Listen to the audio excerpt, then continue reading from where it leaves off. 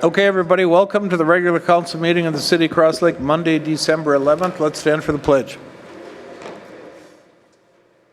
Pledge allegiance to the flag of the United States of America and to the republic for which it stands, one nation, under God, indivisible, with liberty and justice for all.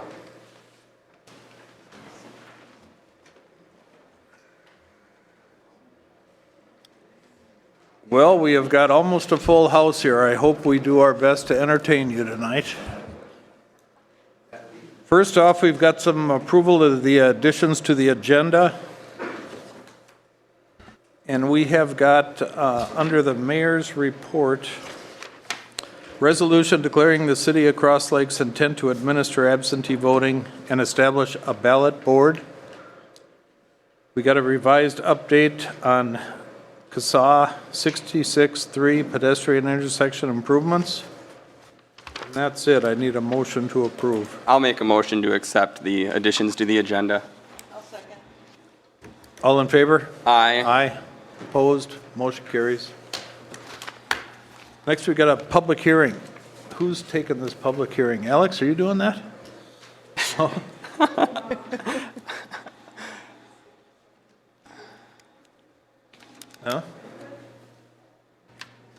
Who?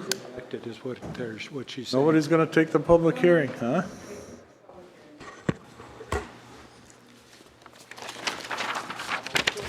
Okay, it looks like Are I we just doing got, the Perkins looks like I just Road got one elected to first? do that. So, I can do it, Dave. Okay. So we have a request from Dylan Slinger to vacate part of Perkins Road as dedicated on the plat of Urbans Point and Village Road as dedicated on the plat of Cross Lake Estates. Item A are questions for the council to consider when reviewing the request to vacate the property. Have all of you looked at that? Yep. Yes. Okay. There's an application, item B is an application from Dylan Slinger to vacate the road right-of-way. Item C is the certificate of survey, notice of a hearing to surrounding property owners. There's also a recommendation from the Public Works Committee, and I think this one, the recommendation was to vacate, if I stand correctly. Yeah, that's correct, Mike. Okay, can you pull that map up on the, I'm gonna ask TJ to pull the map up. I can talk about this one because I'm familiar with this project. I'll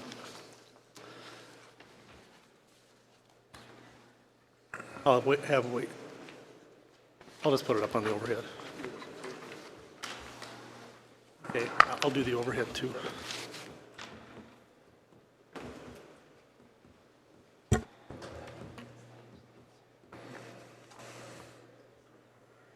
Okay, and Pete, you correct me if I misspeak, all right?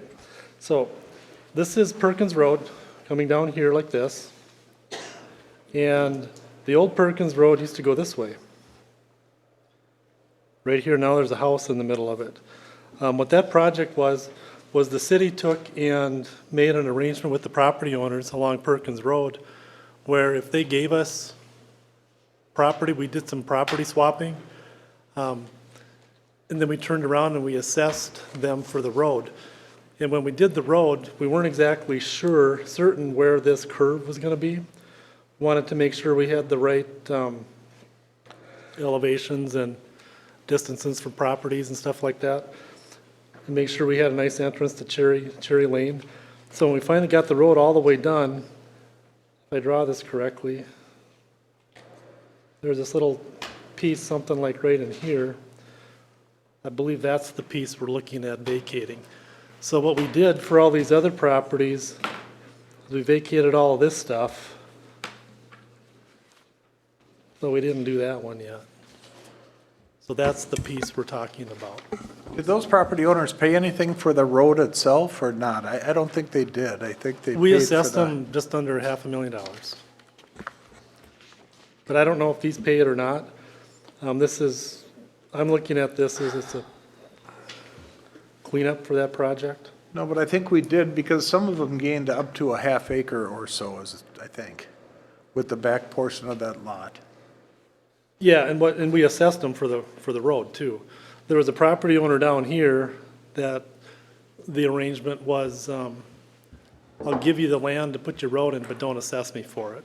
That's the short story on it. So we did that, but these other ones up here, we had 4 or 5 or half a dozen or so assessments on that. But no more than just the road assessment of $4,000 each? Oh, it's quite a bit more than that. Okay, so it was a property assessment, it It was wasn't property, just it was road. it wasn't your typical road assessment. It was an arrangement where the property owners agreed to be taxed. So is there gonna be an assessment on this vacated property? I don't believe there is, no. On the certificate of survey, the lines go through on the proposed road vacation, but we're actually talking about right below the village road. It should have just been lines in that little triangle on the certificate. Yeah, The so what I- certificate, I was just trying to notate that yeah, general area. it's not real clear here because of the fact that the lines go through that whole portion and not just that small triangle. Right. So that was kind of confusing on the certificate of survey. That one. The lines are showing all the way through, even the proposed road vacation, and actually it's just that little corner, right? Just the triangle.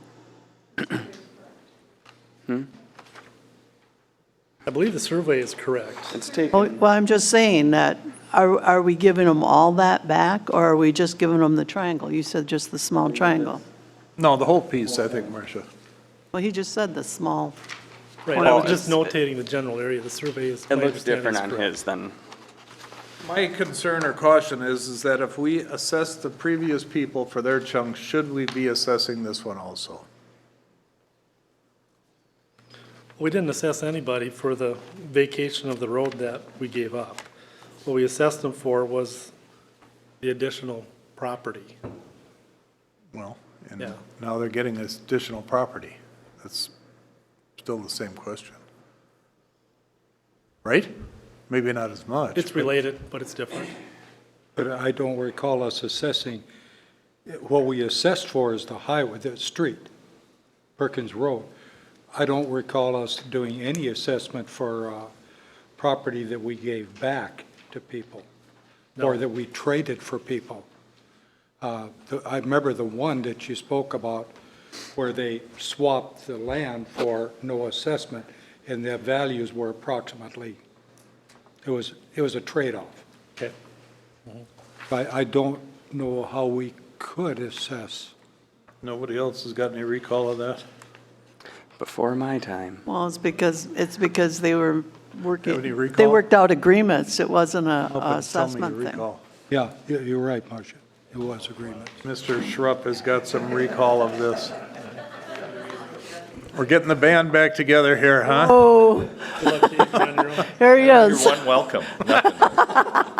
All right, this is my understanding what happened is, if you remember, the road ran right through there, and some of them own that land back there, and the only way that they could move the road is give the city some land to put the road on. So that land that was behind them, they gave that to the city, It's flat. and then we sold back those lots to them. We sold the lots back, though. That's what I recall. Right. I don't know how much it was, but they didn't get them for free. That's what I'm trying to Each one had decide, is if no there land where should they could be. do more septic or. And the way whatever they this wanted to do. is presented here, there's no charge for anything, it's just a vacation. Done. See ya. Thank you very much, Dave Schrupp. Glad to see you can still remember back that far. Gives me a little hope.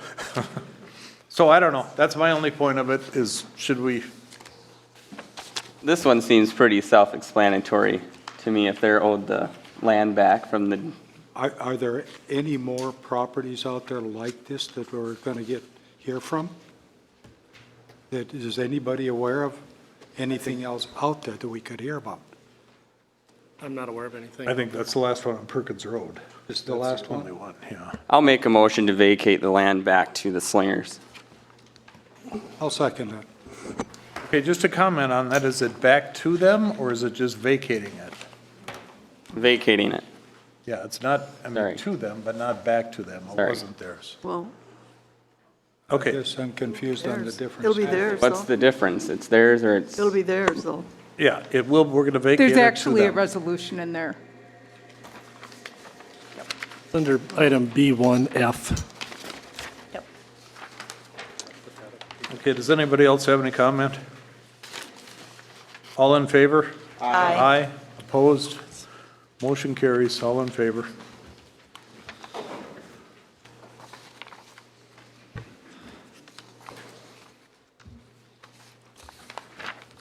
Okay, Mike, you did a good job on that one. Let's see how you do on this one, huh? I'm not as familiar with this one, so I'm gonna need some help on that. There we go. So There's the owner. there are,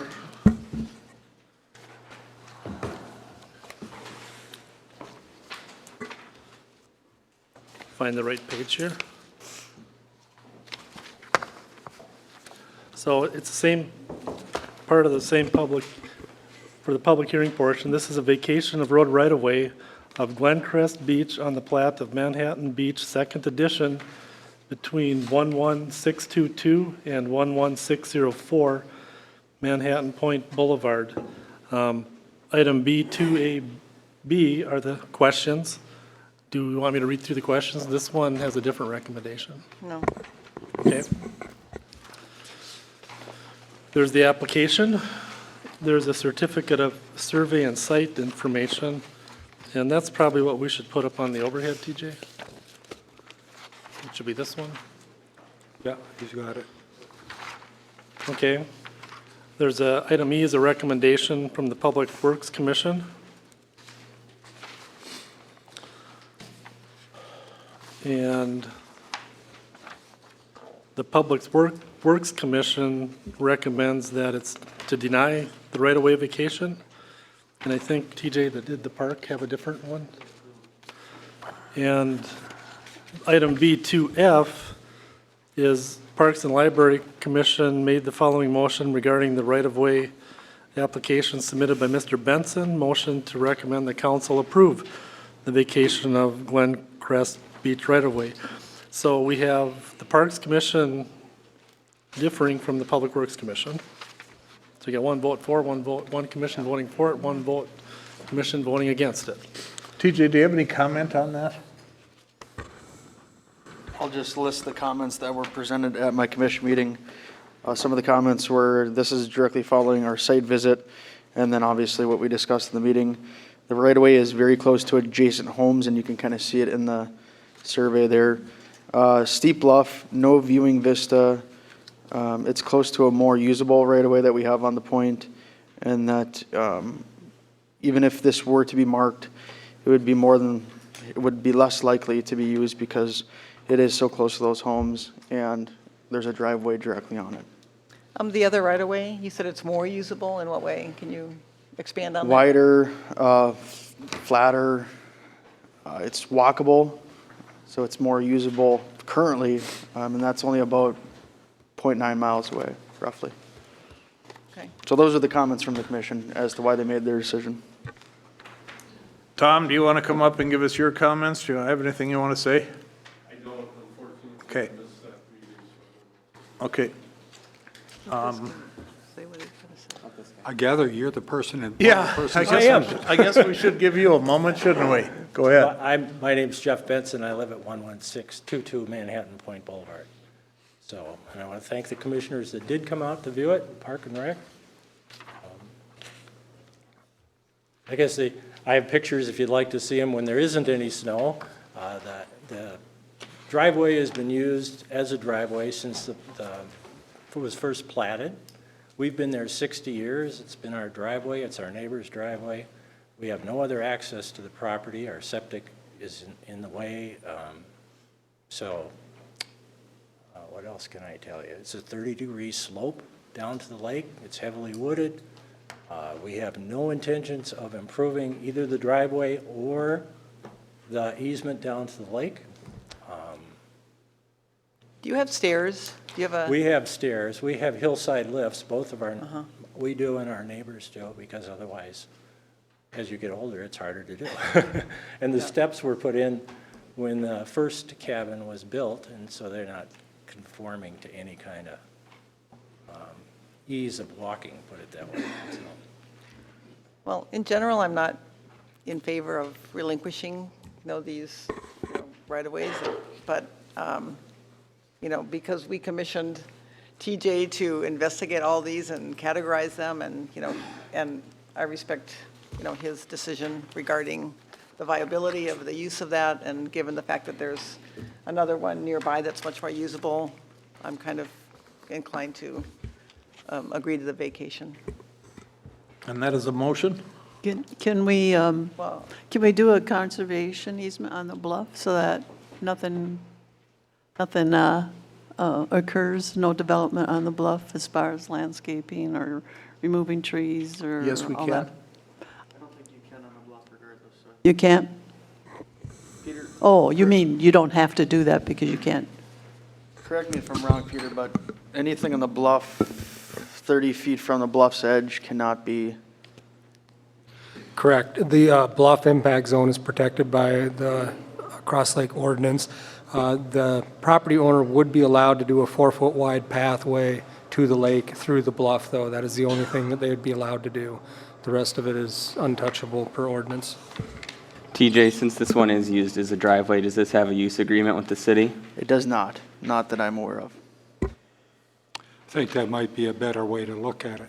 I'm much, Get a user agreement with the city, both addresses.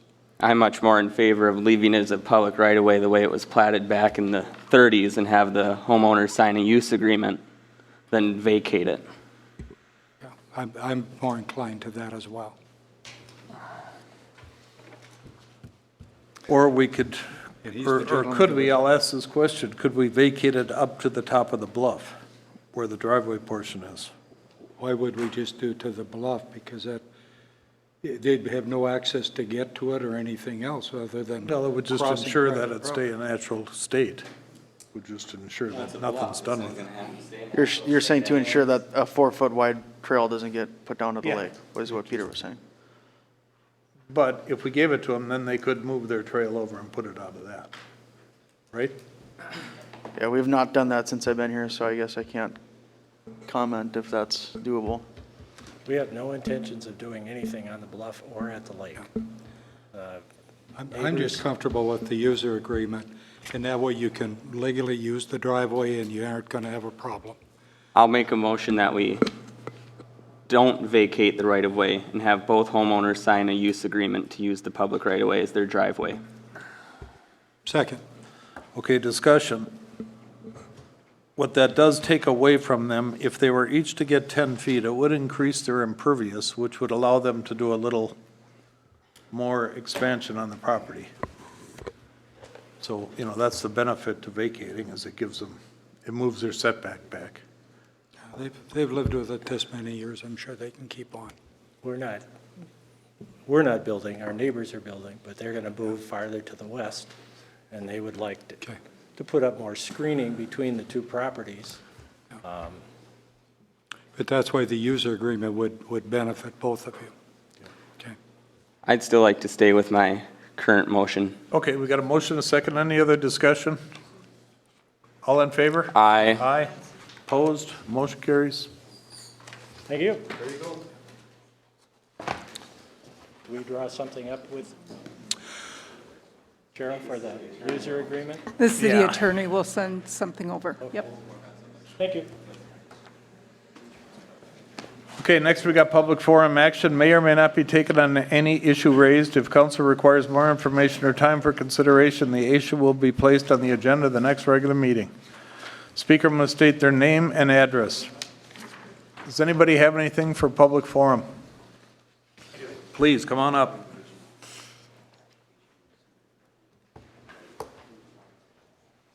Good evening. Good My evening. first time in City Hall, beautiful building. Uh-huh. Maybe that's a good thing, maybe not. My name is Steve Berg, 11821 North Gate Lane, Cross Lake. Greg Abram, who is dialed in, and I are the co-presidents of the Cross Lake Pickleball Association. I'm joined by Mark Fritzwold and Karen Scott, other board members of the Cross Lake Pickleball Association, as well as several of our partners in crime in the crowd out here. The reason we're here is to highlight a need we see to expand the current outdoor pickleball facility at the Cross Lake Community Center. adding 4 new courts. We're looking to embark on a fundraising campaign with the goal of constructing new courts in 2025, and we think an expanded facility in Cross Lake will really enable Cross Lake to become the go-to destination for pickleball in central Minnesota. We've been in preliminary discussions with TJ, and I see he's on the agenda tonight to talk about that, so we can probably add more detail to kind of what we're thinking about. We've also met with PAL and are really excited to have their support and eager to work with them in partnership, not only in fundraising, but them to hold our funds as they are raised. As we all know, the Cross Lake community serves a gem for the community. I've been here for 23 years, and it's only gotten better really every year since I've been here. It's a huge draw for visitors. My granddaughter loves the new park, so thanks to all those who were involved in creating that. As an association, we're looking to really partner with TJ, the city, local businesses, donors, to really enhance the community center facilities, grow participation in the game we love, introduce more people to it, hopefully drawing more dollars into the local economy. For those of you that don't or aren't familiar with the Cross Lake Pickleball Association, Peter Graves founded it in 2020. We have over 200 dues-paying members, 370 followers on Facebook. We host 4 annual tournaments, co-hosted a couple with TJ in the community center. Our April Foolish Day tournament contributes all of the proceeds back to local charities. And we also host beginner lessons to introduce newcomers to the game. Thank you. Any questions? No, I'm not sure. So you're here just Just to give us a heads up just to that give you a heads TJ's up. coming up Yeah. with the plan? Yeah. Good. Well, no, let's wait. We'll do it when you bring it up. Thank you. Okay, thank you. Thanks a lot. Anybody else? Not seeing anybody move. We'll close public forum. Next, we got the consent calendar. Everybody had a chance to go through it? Yep. Yes? Anybody have anything? No. I would like to pull item D1 out of the consent calendar and just put it over on the mayor's report. I'll make a motion to do that. I'll second that motion. Okay, any other question on that? All in favor? Aye. Aye. Opposed? Motion carries. Okay, next, the mayor report. Sonia Slack. Did we approve the bills and all You that? need to approve the rest of the Oh, consent calendar. oh, we just approved my pulling that item. Okay. That's Motion right. to approve the consent I'll calendar. make a motion to approve the consent agenda. I'll second the consent agenda. All right, all in favor? Aye. Aye. Opposed? Motion carries. All right, Sonia. Sonia is here, local control of elections, it's labeled. Hello. Hello. I'm not used to speaking in a microphone. I'm here today to talk to you about a resolution directing the City of Cross Lake to administer early and absentee voting and to establish a ballot board. There are 3 important reasons why we need to secure custody of all Cross Lake voters' ballots. Most importantly, for security and preparedness in regards to our voting system and our voter rolls. Second would be for trust and transparency. And third, because you as a city council is charged with serving as our official canvassing board. The next election is coming and the news warns of possible cyber attacks. What do we have in place for emergency management if that happens? We currently use iPads to check people in to vote. If you've had election judge training, you've been told we're on a secure cellular network, but we must leave the Wi-Fi setting to on. Chip Lohmiller oversees the city emergency plans, and he understands all systems are vulnerable to some level of attack. 2023 brought Minnesotans new laws that will impact the security of our voter roll. 16-year-olds can now pre-register to vote. There is automatic voter registration when you apply for a driver's license. Illegal immigrants can get a driver's license, and there is no distinction from a legal citizen's license. Also, the automatic registration forms are required to include a checkbox for a voter to become a permanent absentee voter. They will get ballots mailed, not applications, automatically every election. Voting starts 46 days before the election, and absentee ballots can be opened now 19 days before the election instead of 7. This must be to accommodate the alarming rapid increase in early and absentee voting. All our votes used to be processed right here in Cross Lake, including absentee. Now, all early and absentee ballots are processed in Brainerd at the courthouse. Our local election officials are not involved, and they don't have access to the applications or the ballots. Since 2018, an average 32% of Cross Lake voters had their ballots processed at the county level. For the last presidential election, 45% of us voted through the county.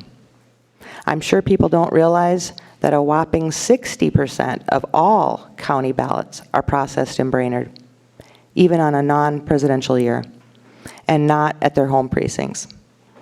This is not meant to disparage the county's hardworking staff or imply that they have done anything wrong.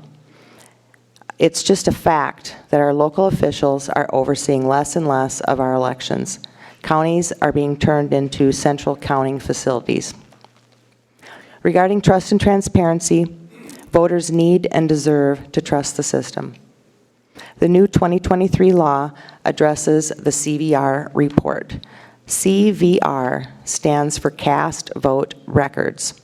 You may have seen examples in the form of a graph.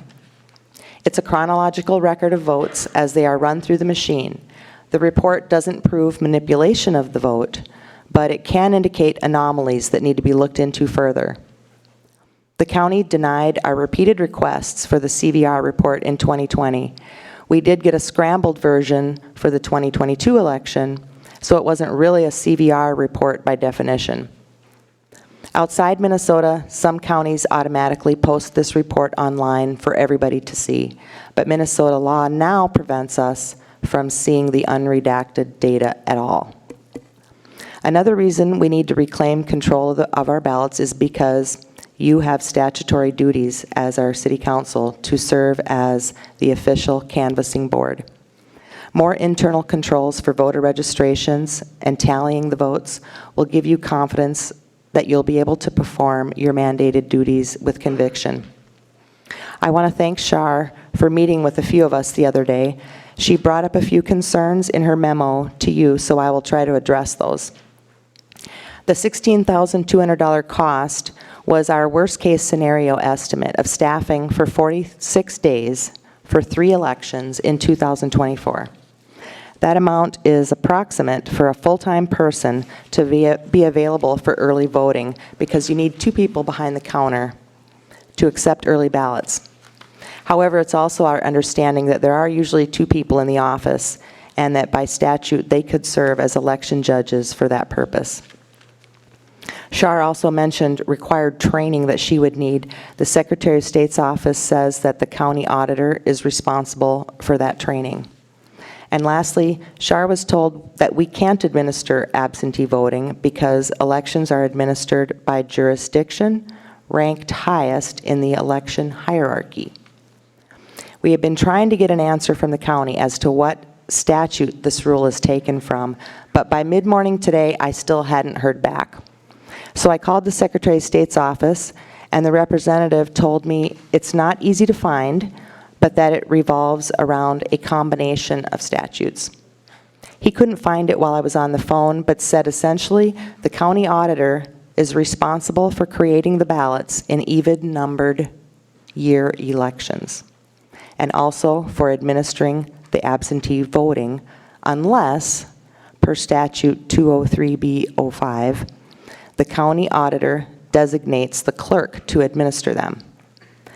Later today, I did get an answer from Deb Erickson at the county, and I'll read her response in its entirety. Quote, "There is not one specific statute that states this. However, there is a statute about cities administering absentees if delegated or requested. I do not know that statute number offhand, but all the statutes are available online." Close quote. Long story short, the county does have the ability to designate the administration of absentee voting to a clerk. The county, however, would have no reason to do that if no one asks.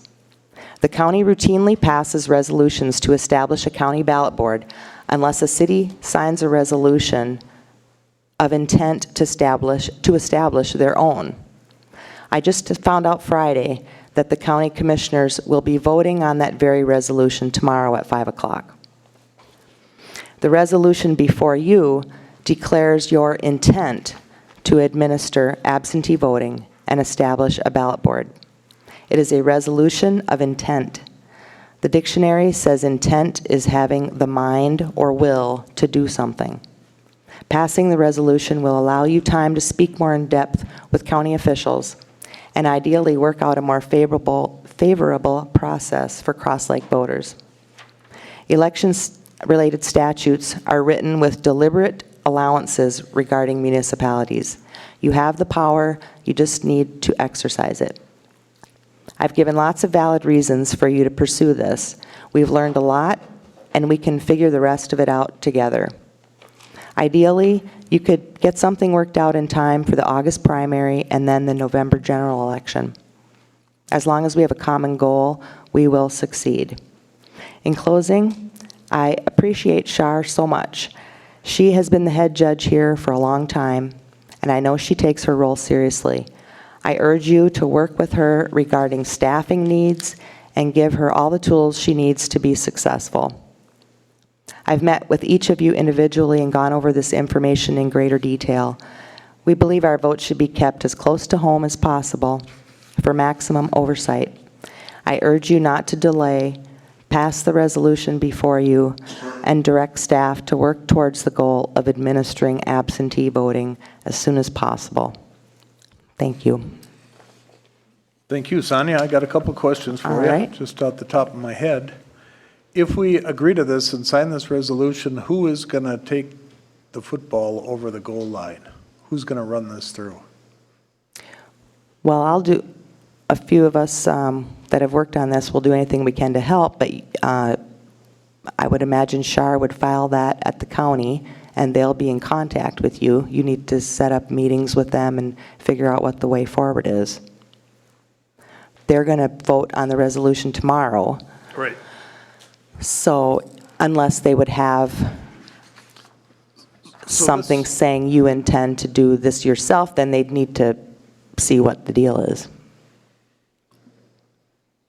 So this letter of intent is kind of a pause until we can figure out if we're able to do it. And if something down the road happens and it's not going to work, Well, you can always rescind a resolution, do another resolution. You know, your hands aren't tied by signing this.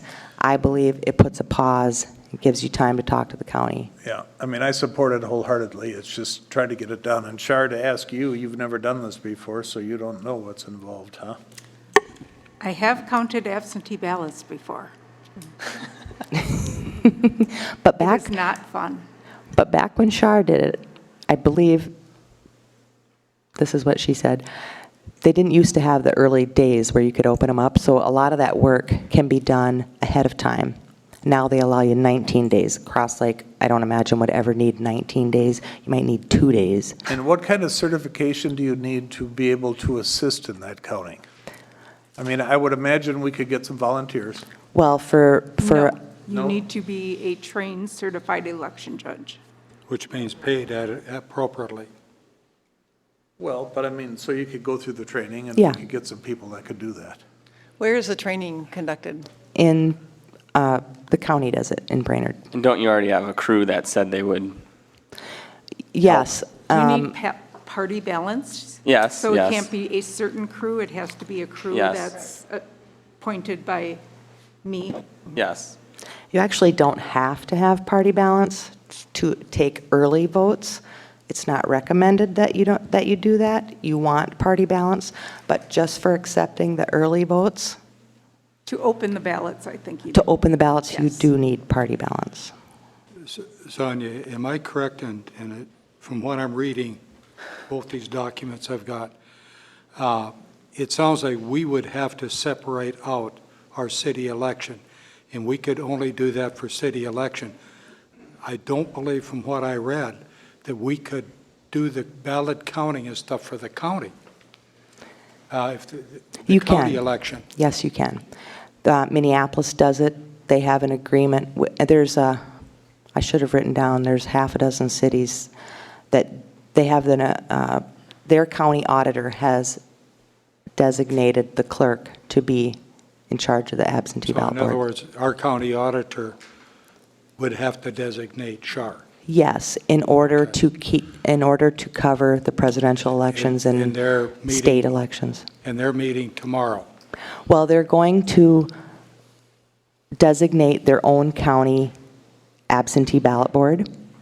So if no one says, wait a minute, I might want to do my own, they're just going to I think blanket everybody. I feel we're a month ahead of where we should be, okay, with this resolution.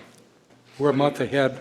This resolution should come before us next month after we know more about it. Well, no, we. It'll be too late. It'll be too late. It'll be too late, because we have to issue our resolution of intent before they meet tomorrow, correct? Right. So Yep. I have a two-part question. Maybe I could have Shar's help in answering. So Shar, you'd mentioned that you counted ballots, the absentee ballots here before, correct? And why did we go to the county, change to the county?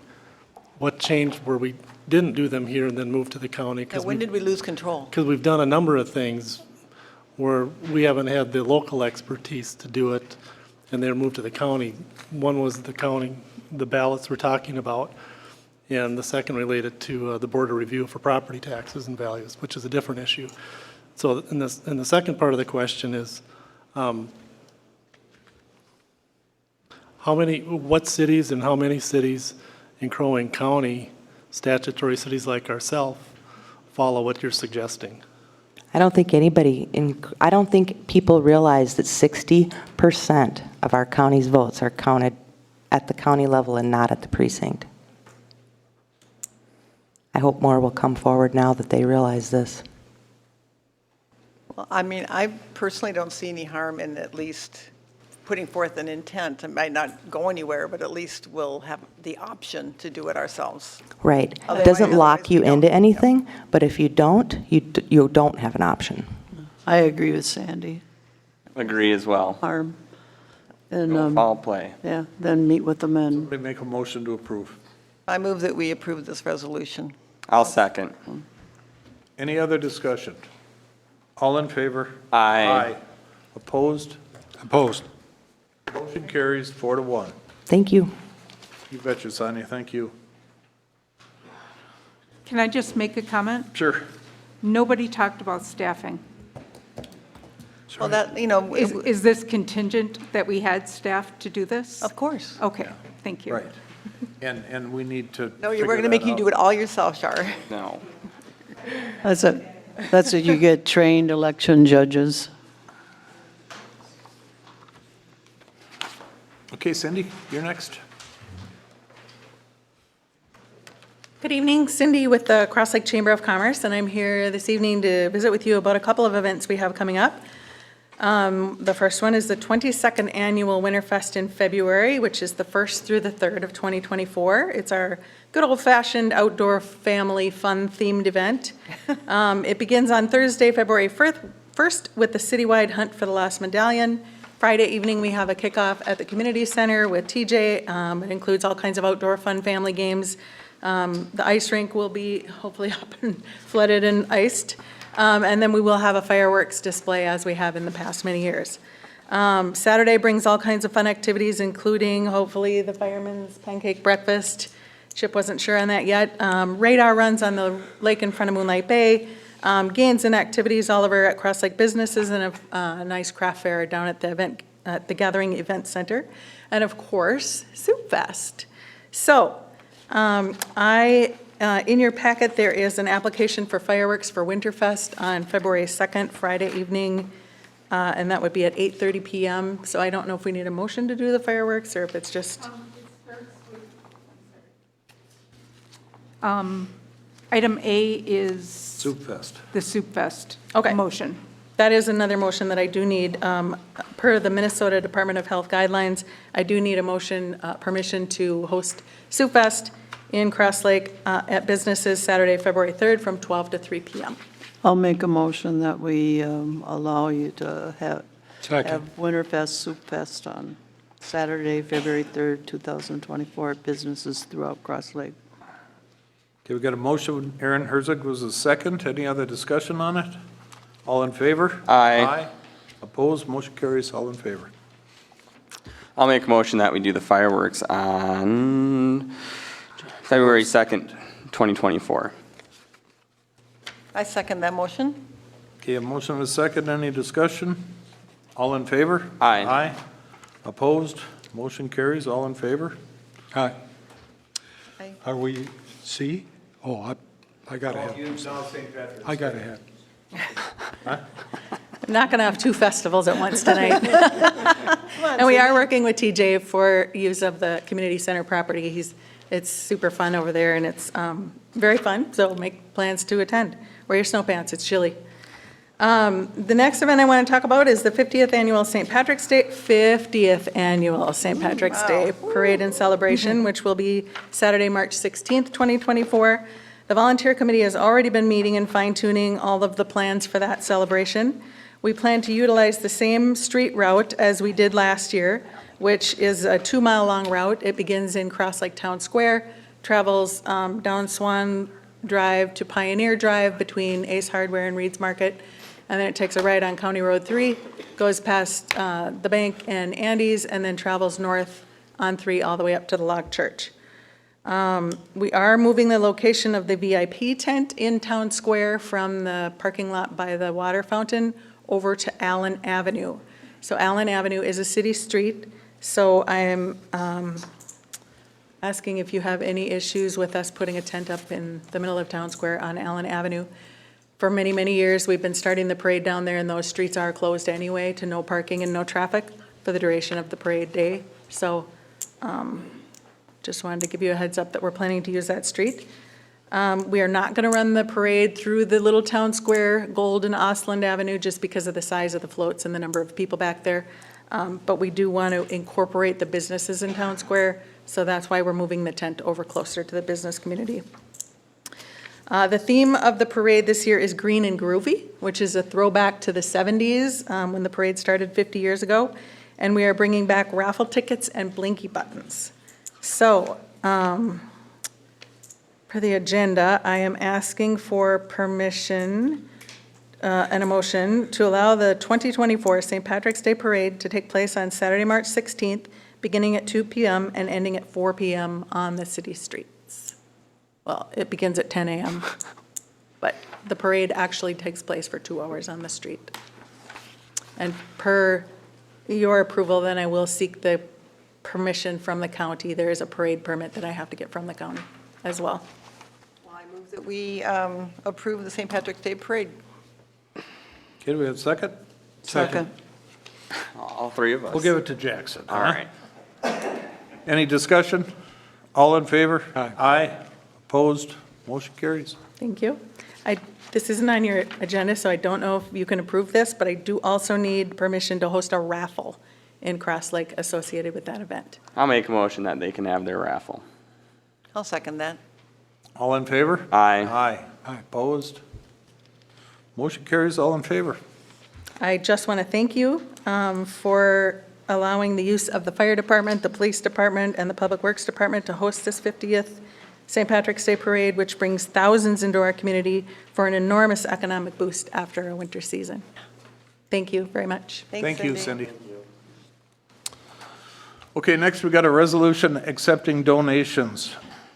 We have got a donation from the PAL Foundation for $1,274.52 to go toward the Pine River Overlook Park. Another one from the PAL Foundation for $174.65 for the Halloween party. One from Judith C. Nelson for $1,500 for the police department. Cross Lake Firefighters Relief Association for $2,000 for Knox boxes. Cross Lake Firefighters Relief Association for $849.95 for trauma backpacks. And one from Emily Hurlbert for $100 for the library. I'll make a motion that we accept the donations. I'll second it. Okay, any other discussion? All in favor? Aye. Aye. Opposed? Motion carries. Nobody asked what a Knox box was. I know what a Knox box is. What is it? It's something that the fire department puts up, like, when there's a fire, so you keep your extra keys in there so they can, is that right? So they can access the residence? All right. Extra credit. Thank you. Okay, next we've got pulled D1 out of the consent calendar, and I've got a couple things to comment about it. Say, what do you got? First of all, has anyone, and I guess Patrick, this is probably going to you, at the last meeting, we had made a motion to put a children at play sign on Island View? And we put one sign up. You did put one out? Good, thank you. Next, with Michelle Soldo's report that came last year, we had asked Jackson to contact the League of Minnesota Cities. And what have you found out, Jackson? Literally just got got a voicemail today at 4:03, and I haven't had time to listen to it or call her back. So I asked Michelle about it I asked Susan about it last week because I was not getting any traction with the league, and she got on it, and I just now today, of course, got a voicemail. Okay, so nothing. Nothing. In Ms. Soldo's report, there was a couple statements in there, and I just don't want to let too much water go over the bridge here. So there's a couple statements. One statement about the position of the city administrator, finance director is a conflict of interest and a risk for the city, according to the League of Minnesota Cities. And knowing that, and, we kind of depended on the report to come out and give us that, I would like to take some action on it. Another part of her report, there was a statement right in, and this is out of the minutes of last month's meeting. Key administrative functions are not being performed here, such as routine staff meetings, performance reviews, and compliance with the record keeping. So what I want to do is make a motion to split our department into two, split the administrative position, finance person into two positions. Dave, number one, I think you're out of line with it because this is an open meeting law violation, what you're doing. This should have been on the agenda and should have been put out to the public that anybody wants to come and talk about it can. So I think you're out of line with the motion. Don't we need our labor attorney to just split a position? Well, no, we don't need her to do that. Well, I mean, wouldn't it be But the thing of it is, you can't just drop it at a meeting like this without notifying everybody that's involved. And I think the issue with the funds being put out there, you're a step ahead as well, because is that where we need the employment help, or do we need it elsewhere within that office as well? And I think it will do better for ourselves if we do look at it that way. Well, he's just referencing something that was brought up in But the. he's making a motion, and you can't do that. He can reference it and he can talk about it, Okay. but you can't motion it. Well, let's talk about it. And Okay, I we would should like ask to the make city some attorney. comments regarding some of those things she talked about too, because they were not true. And I would like to know where she got some of that information. I don't know, I just read the report, or read the minutes from the meeting. I thought that she sent you a redacted version. No, nothing was shared with staff. That may have been the impression, but So Shar, I believe that you wrote these minutes, right? And that's just based on what you heard. Okay. And I remember when I first started this whole thing, I made the motion to make everything public from the get-go, and that obviously has gotten shut down too from the start. We've redacted everything, and nobody can see a thing, and that's not what we initially did. So what are we going to do with it? Well, I think we need to meet and discuss it, but to just drop it at a council meeting, I think is very inappropriate. Well, I don't know where else we can talk about it. We can't talk about it Then set up privately, a right? special meeting where that is or set it up where the public is noticed we're discussing that. Well, That's what I'm saying. You can't just open up and start talking. It has to be, to not be an open meeting violation. It's not a new, by the public. it's not a new item. We just got a report at the last Out of our meeting. minutes, last month. Anybody can have it. So I just, I disagree. Can I just say, I received an email from Susan Hanson saying, oh, okay, it was just to the city council, never mind. I thought it was to the staff. All right, well, I don't want to cause too many waves in the pond, so we'll let it go. But I mean, I think it's something that we should look at Well, sooner than later. I think we should set a special meeting for it then, because we didn't go through having this assessment done on the structure of the city and staff and council, that we should just ignore it and not discuss it. We've not discussed it. So I think we should just have a special meeting and discuss the, Should we set a meeting right now? I agree to that. yep. January? How about Monday, the 18th, next Monday? Um, I'll have to Zoom, I'll be gone. but- she'll be in, I think there's another meeting about to be discussed for the same day. everybody should be here for that.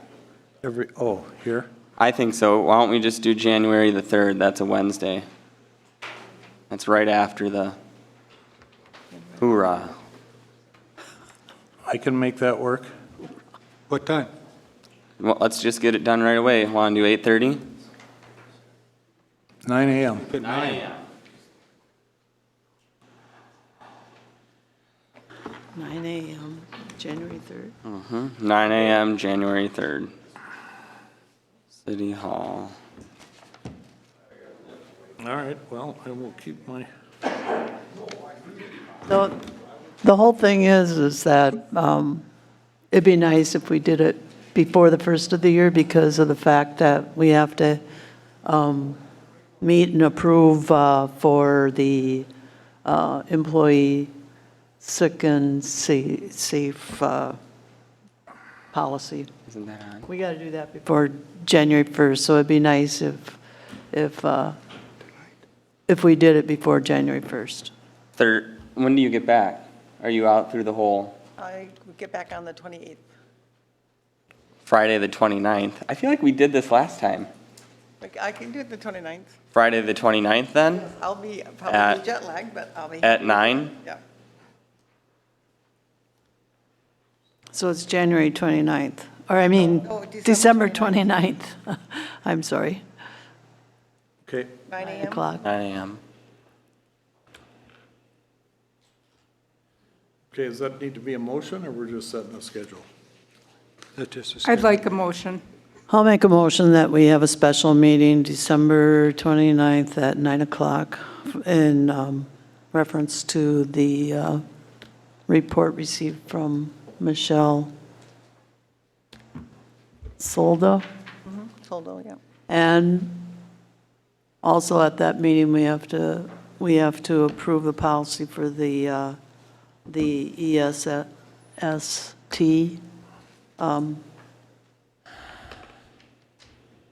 policy. Can I add something else to that special meeting agenda? I mean, it's regarding the same thing, but I mean, she also talked about the fact that, you know, council and staff should get some training, and I'd like to add that. I should have an answer by then, I would imagine. I'd like to add that on the agenda, to discuss that. Okay, so did we vote on that We motion? need a second. I'll second. Okay, second. All in favor? Aye. Aye. Opposed? Is anyone gonna contact Susan? Or are we just, Does she need to be involved? I don't know. I I'm just think asking. the Char's She can going to. attend. I mean, Yeah. it doesn't have to be a Right, closed I meeting just for her didn't know to if it- attend. I didn't know, yeah. We can let her know, because we're going to let her know about the policy that we need her to draft. She may need, ESST. we may need her assistance with that Right. policy. Right. Will you contact her, Shar? Sure. Thank you.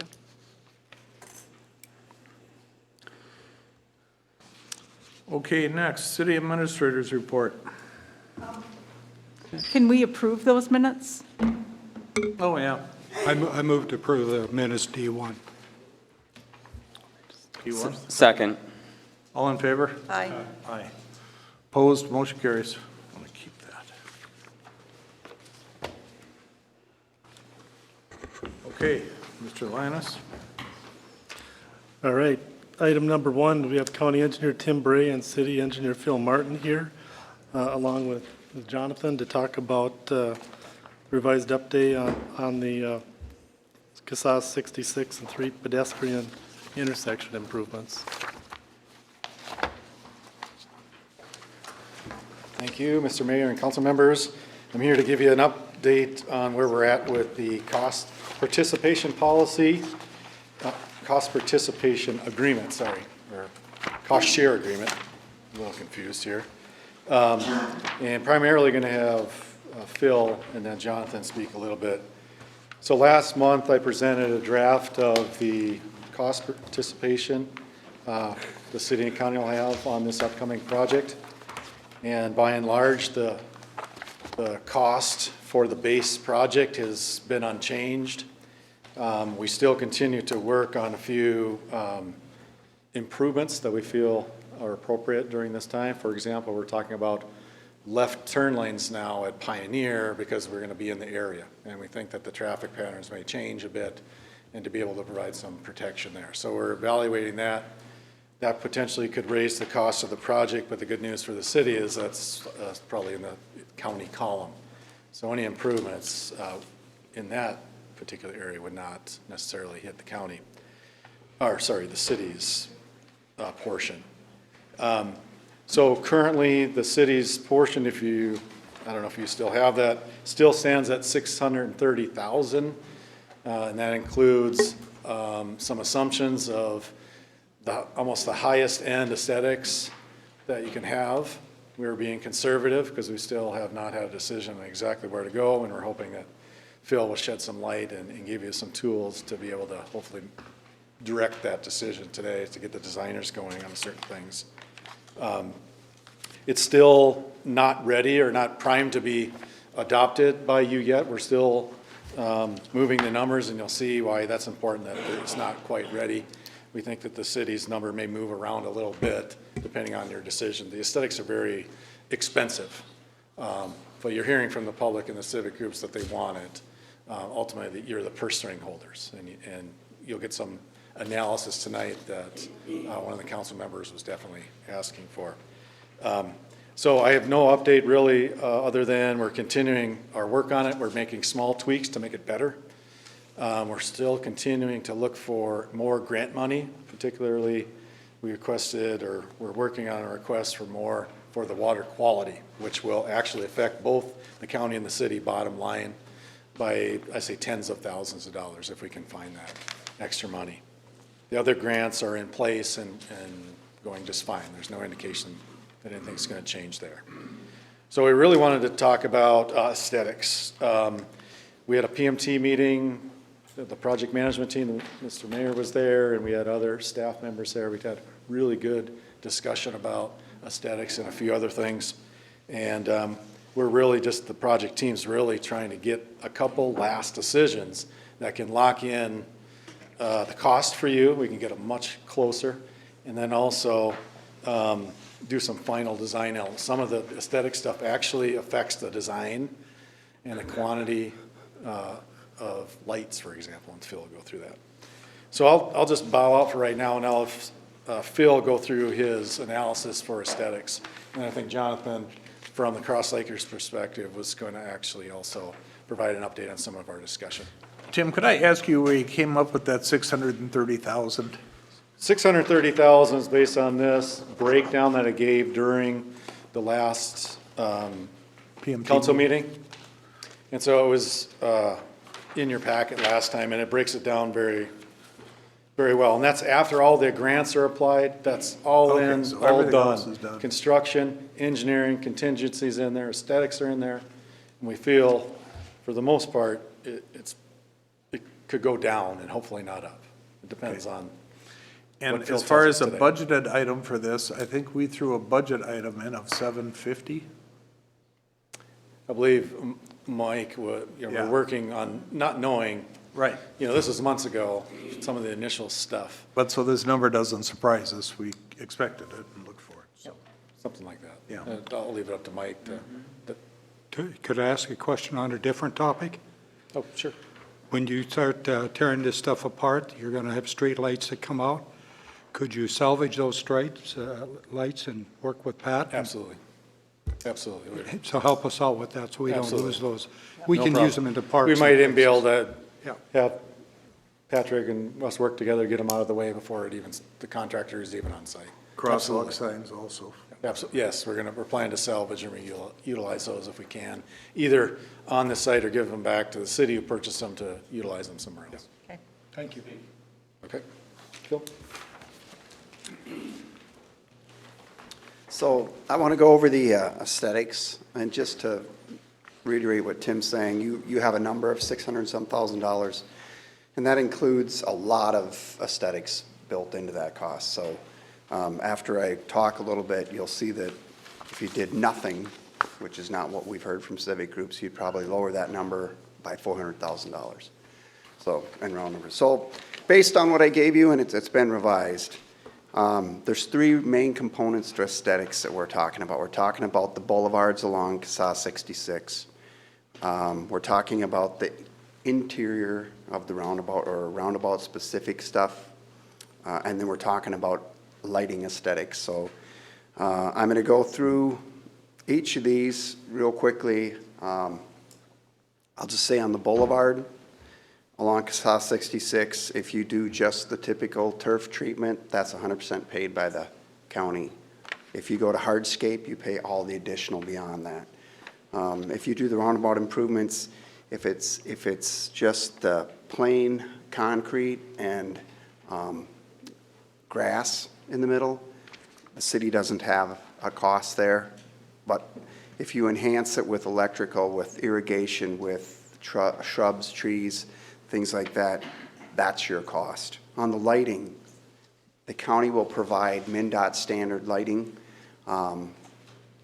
If you go to decorative, which changes in cost, but also doesn't shine as well as the MnDOT, you may have more numbers.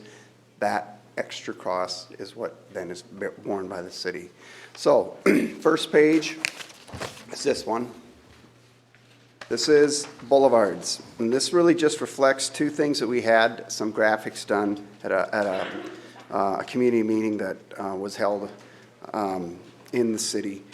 So the base improvement is the idea of the grass, 4.3 feet of grass off the back of the curb, and then an 8-foot wide sidewalk. I'll just point out to you that that bench that's shown in there and that concrete would be extra. It's just part of our graphic, but if the city went with that, the cost would be borne by the county, and it amounts to $12,768 is what we figured out. So the top one is what would happen if you did no aesthetics. Below it, we added the hardscape, which is removing the grass and putting in something like a colored concrete or a stamped colored concrete, something like that. There's a desire to make it so that that boulevard contrasts to the sidewalk, so we don't have just plain gray all the way across. And you can see in so doing, if you did this, you would add $150,000, round numbers, $158,000 on this to the project cost. So that's things to consider. And again, I know Tim wanted to make this comment, I'll make it for it. We've probably very loosely said, if you want to leave it weeds, well, the county's going to do, Tim has said we'd use premium topsoil so that you could try and grow grass. So weeds is probably too strong of a comment. But there is the aspect, and it's been discussed in our project management team meetings, of who will maintain it. What if we have a year where we don't have, like last year, not this year, but the previous summer, we had no rain in town? What does that look like then? So we understand why people are probably interested in hardscape as well. So that's the basis for the hardscape, or the pedestrian boulevards. Everybody understand that, kind of? Yep. So then the next one is the roundabout improvement itself. And I basically took a photo. This is County Road 49 and Beaver Dam Road down by Brainerd. So if you've made the cut across from 3 to 371, that's the roundabout you run into. This roundabout is what I think probably pretty good reflects the base. grass, no contrasting concrete color or anything like that. That would be paid by 100% by the county. It amounts to about $2,800. If you enhance the middle, this photo below, this was again another graphics that we created.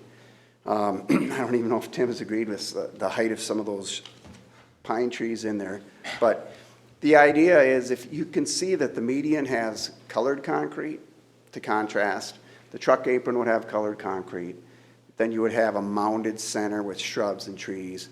We would put electrical service into the roundabout and irrigation line into the roundabout. Tim says that in Nisswa, that sign on the roundabout showed up in the middle of the night. We assume a sign would show up in the middle of the night, but we haven't shown one here. So if you did this, this would add about $45,000 in aesthetics to the project. How much was the one in front of Grandview with aesthetics? Or did, They did sod, right? They had sod and trees and some sod, irrigation. right, You know right. the number? I don't know. I can find it out. What, I don't know if you've seen that, what he's referring to, it's mounded and it's sod. And then they've got some, non-sod areas where they had some plantings in there. Pretty nice. It is, it's nice. If I'm not mistaken, at one point I thought that it was indicated that having some height so you can't see through is actually safer because people aren't looking through, they're watching the There's been road. those comments made that you want, that there's value to having that look across obstructed instead of, you want people focusing on just the movement that they need to do. Okay. Thank you. Under the base, it wouldn't be raised, Right, a little bit, but not enough. okay. So then the next one is the lighting. This is where a lot of cost comes from, and I'll try and explain this. I've showed two photos. Actually, this is the same, the one on the left, these are standard MnDOT lights. Can you make that go up just a little bit so you can see the entirety of it? There you go. This is again at the roundabout at 49 and Beaver Dam Road by Brainerd. And then on the right is actually Grandview Lodge. That's the roundabout there. And the reason I picked that photo out is they went to a dark pole, but looks very similar to what MnDOT has done there. The thing you notice is there's no banner arms, there's no plant holders, no flag holders, no outlet on it at all. It's just very plain.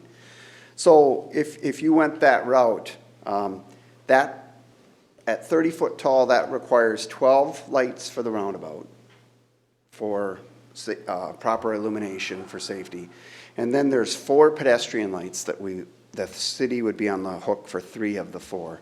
The 3 are at the 4 are at the pedestrian crossings at Swan, Echo, Bald Eagle, and then we have at Pioneer.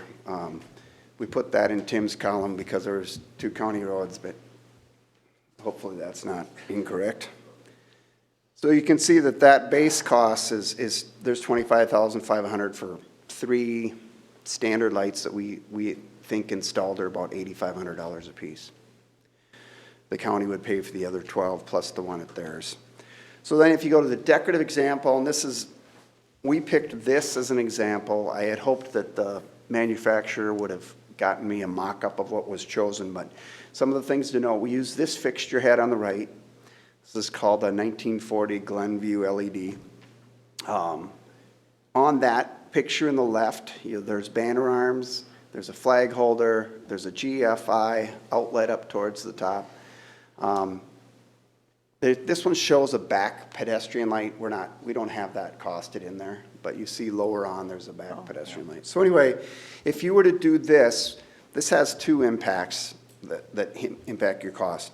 The first one is that install is about twice as much as the standard. So if the standard's $8,500, we think that installed, so it's the pole, it's all the fixtures on it, the added accessories, the foundation, and then you have to have all the wiring that goes with this and a control panel as well, a lighting control panel. So you'll pay about $17,000 a pop for a decorative versus the $8,500. And the problem with the decorative is they don't do as good a job shining or illuminating the roundabout area. So you end up needing to have 3 more lights at the roundabout. Instead of 12, you would need 15 based on our analysis. And that's if you went to, instead of 30-foot tall, you went to 35-foot tall. If we do an apples-to-apples comparison of 30-foot tall poles, you actually need 17 decorative lights instead of 15. So that's where you see the cost adders. Again, you know, your base cost, there's $25,500 that the city would be paying for 3 crossings, which I was talking to Tim, actually might fit into your transportation alternatives money that you're getting. Because in the original application, they had lighting figured in. Decorative-wise, if you add these, because you add numbers, because it's more expensive, you add about $323,000 to the project for aesthetics. Tim, I got a question on that. You said the decorative lights installed were $17,000. That's what we're estimating, yep. Is that with the $8,500 credit applied that the county's got? Right.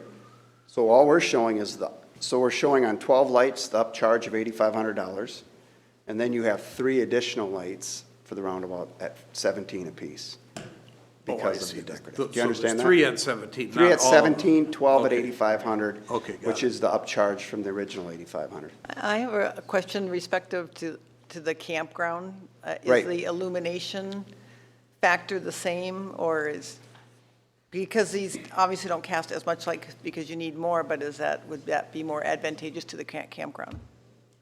Great question. These are, we picked these are called Sternberg Night Sky Friendly Lights. They're supposed to be limiting or reducing light pollution. The flip side of that is, well, what do the standard MnDOT lights do in terms of performing for pollution? I'm not sure.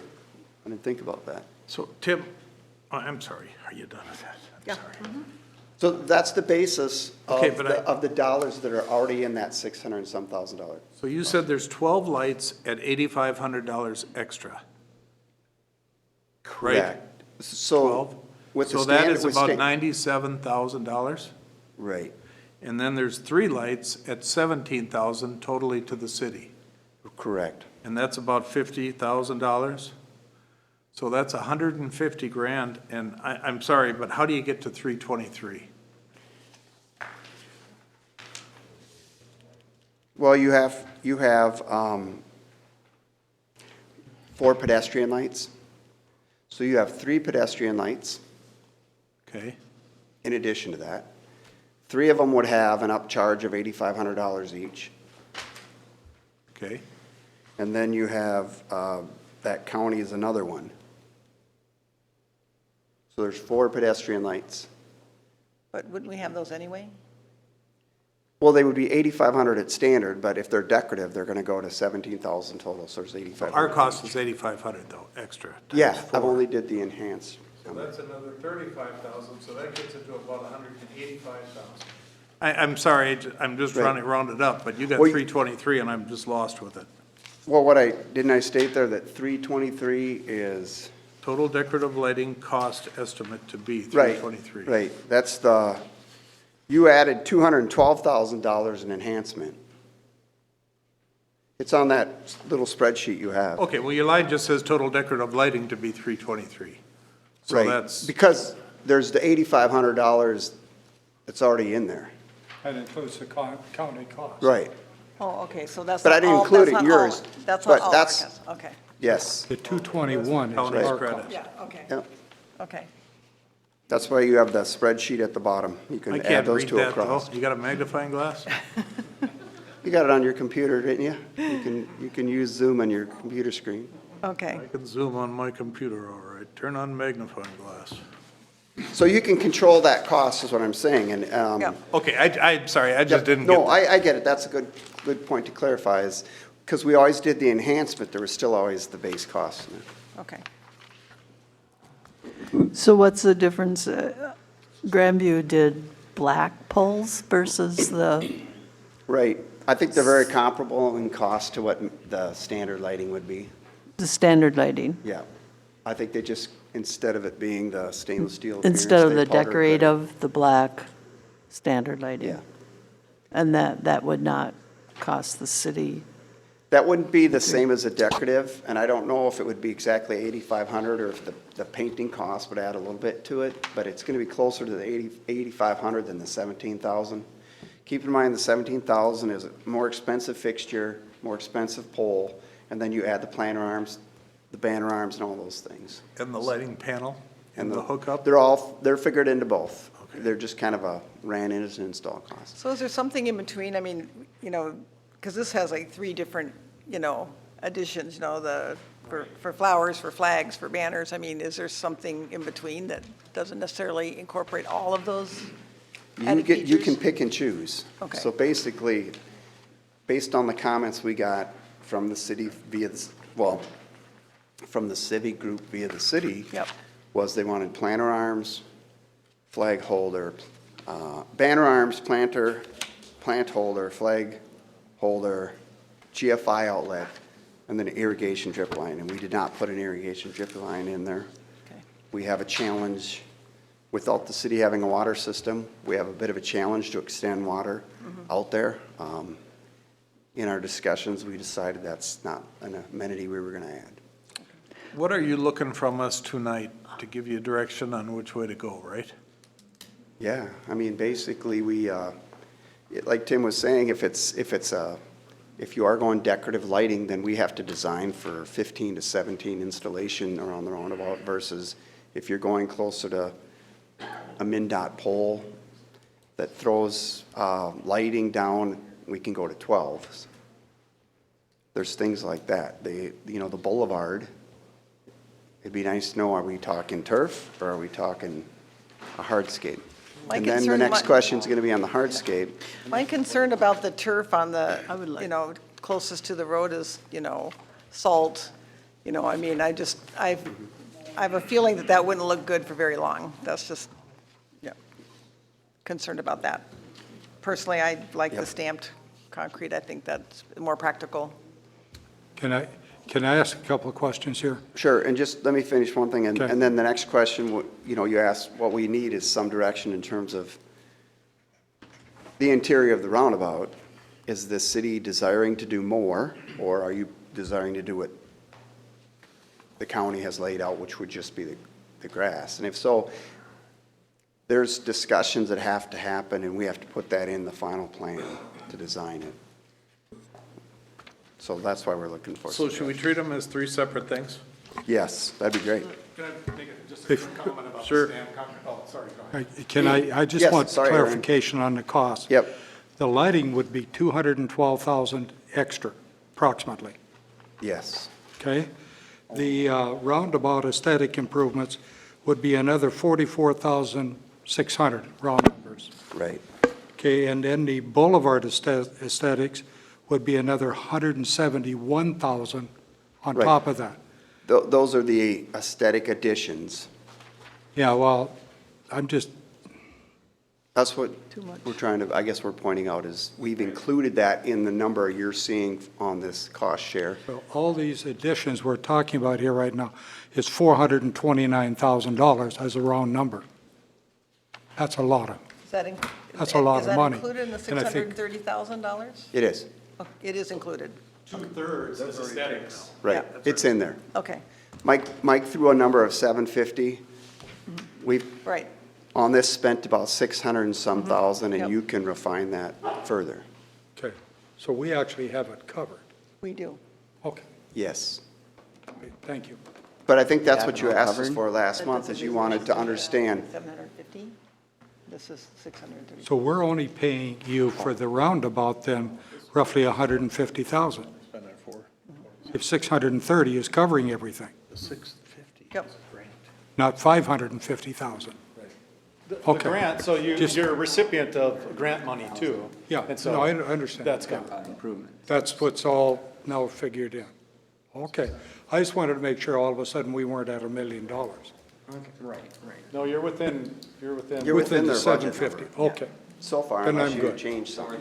okay. You got it? You understand? Yeah, Yep. now I got it. Sorry, First, I thought I'm trying we to were over in clarify the budget. what you're considering. Thank you. There's a little bit of a struggle between hardscape and dirt on the boulevard. Yeah, can I just touch Sure. on that real quick? And I Yeah. have been, Can I go from a little bit of the Cross Lakers and both Yeah. what was kind of discussed in Cross Lakers? Let Tim finish what he was doing first. yeah, I just want to reiterate what Phil said, and we talked about, I've been kind of tongue-in-cheek saying dirt and weeds, that we're good with that, but in this town, we're not going to do that. There, we can call for premium topsoil, salt-resistant grass, it still may be challenged. And so we can do our best to make it look nice. And I just want to, I mean, we've talked at many different places about the stamped concrete and stuff like that. And just, this is your community, but 12 feet of concrete is what you're looking at. If the hardscape goes in that area, you have 12 feet of concrete. And at our PMT meeting, actually, one of the members, pointed out that we're doing a water quality component to this, and that we're creating so much impervious surface. And that was brought up. And I just want to, we talked about ease of maintenance and things like that, but there's other considerations. And just picture 12 feet from the back of curb, 12 feet of concrete for a quarter mile. After And is that- 66 feet of road bed. Yeah, and of course the road, so. And one of the comments that was brought up too, I didn't want to miss, what, from the city or the Cross Lakers was intermittent hardscape vegetation. And that's not acceptable to the county on this. That's why you're seeing. Let me explain that. So, that did come out of the last Cross Lakers list of things, and we talked about intermittent, and it wasn't defined exactly if it was 20 feet concrete, 20, anything like that. But one of my jobs or one of the concerns is that when we get up for the parade that you just approved, we're up on top of that curb with a wing to plow the snow back so people can stand. And that, think about the concrete, just an abrupt stop with our wing, coming like this. Here's the intermittent. And I don't, we don't want to hurt our drivers, wreck our plows, or wreck the investment that you're about to put out there. It could happen, that's all I'm gonna say, and I'm concerned about, going concrete, just intermittent like that. That's what they asked for last time, and we just kind of talked about it at PMT, and it just, you could waste the investment you're making in that concrete. So we thought, it's either all concrete or all grass. Now that you say that, wouldn't stamped concrete just get destroyed by the plow? The grooves, isn't the plow just gonna take that right out? That'd be bad. I mean, that stamped It's gonna stuff do chips damage. and, right, that's, Yeah. right. It'll show wear and tear in a heartbeat. So If you throw salt down, it's gonna be chipping away, and I think we're asking for it. Yeah, we've heard a lot, and Okay. we've evaluated a lot. And we're getting to this point where we need to make a decision to move forward, or have you make a decision to move forward. if we did hardscape dirt like that you don't want to do, and take the abrupt edge and put a soft ramped shoulder on that concrete, would that be acceptable?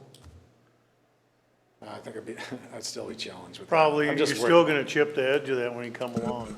Well, It's still hopefully gonna- it's going to have 4 inches of dirt over the top of it where that transition rolls in. Just a thought.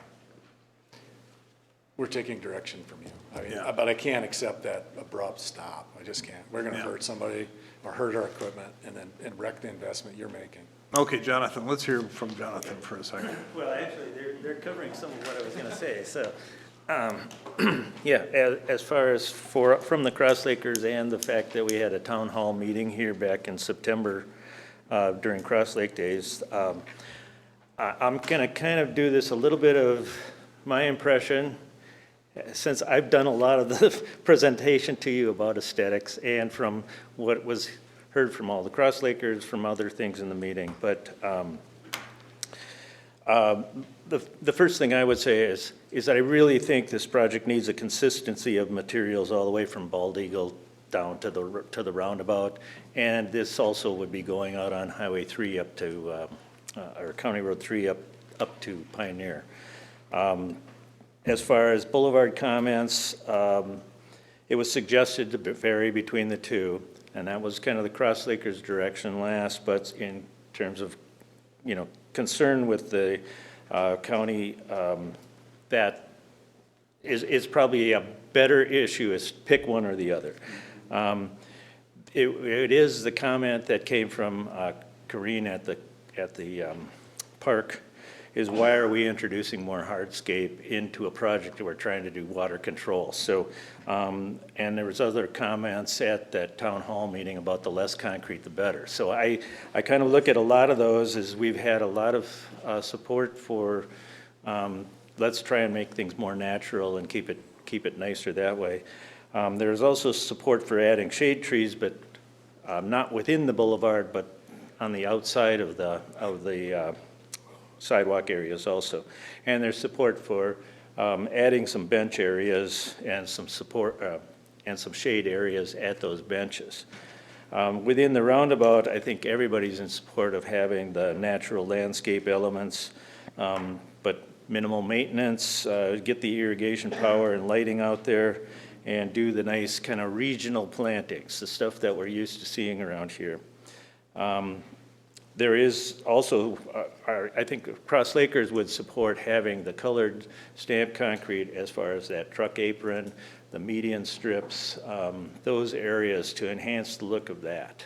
And then I wanted to state at the October 9th Cross Lake City Council meeting, a motion was made to incorporate Andy's parking lot into the overall design and incorporate landscape elements within the between the roadway and the parking stalls.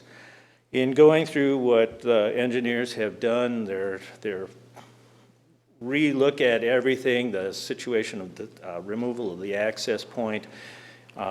It was decided by them that they would not remove that first access into the Andy's parking lot near, I'll say, common goods space there. In terms of their redesign, the way it's looking is the best thing to do is there needs to be some modification because a turn lane now, a right-hand turn lane as you're going north into that access affects a few parking stalls. So there will be a little bit of change in the parking lot itself, but I would suggest that we still try to do some kind of an area of green space and landscape between the final road design and the parking. We're probably not looking at any actual redesign or rework of that parking lot at this point. Jonathan, would the county do that? Would they? Yes, that's another piece that I don't know that Phil had in his number, a little bit of, there's an area, and it's not super wide, but there would be an area that could be mounded and some shrubs and trees, and some things could be planted in there. That may not be in the total number here, but this is where everybody's kind of coming to you now, is you have to make the decisions on how much you're willing to spend here. The other, you had passed a motion, or you had made a motion about directing the engineers to set aside an area near the chamber building that would allow for a gateway sign. I want to just kind of, I'll throw this down if you can turn that on. At this point, we're not looking at putting a sign in, but this gateway sign here can be more of a monumental sign like you would have coming into the city. There can be a sign in this area of the roundabout, but it needs to be more your small wooden sign that if it's hit by a car, it's not going to do as much damage as if you start looking at a heavier sign like this. This is more possible to be over here and doesn't disrupt the roundabout either. So that is another piece that does not have to be decided today, does not have to be budgeted for. That can be a year from now, 2 years from now. So we can, spread out some of the costs on this too.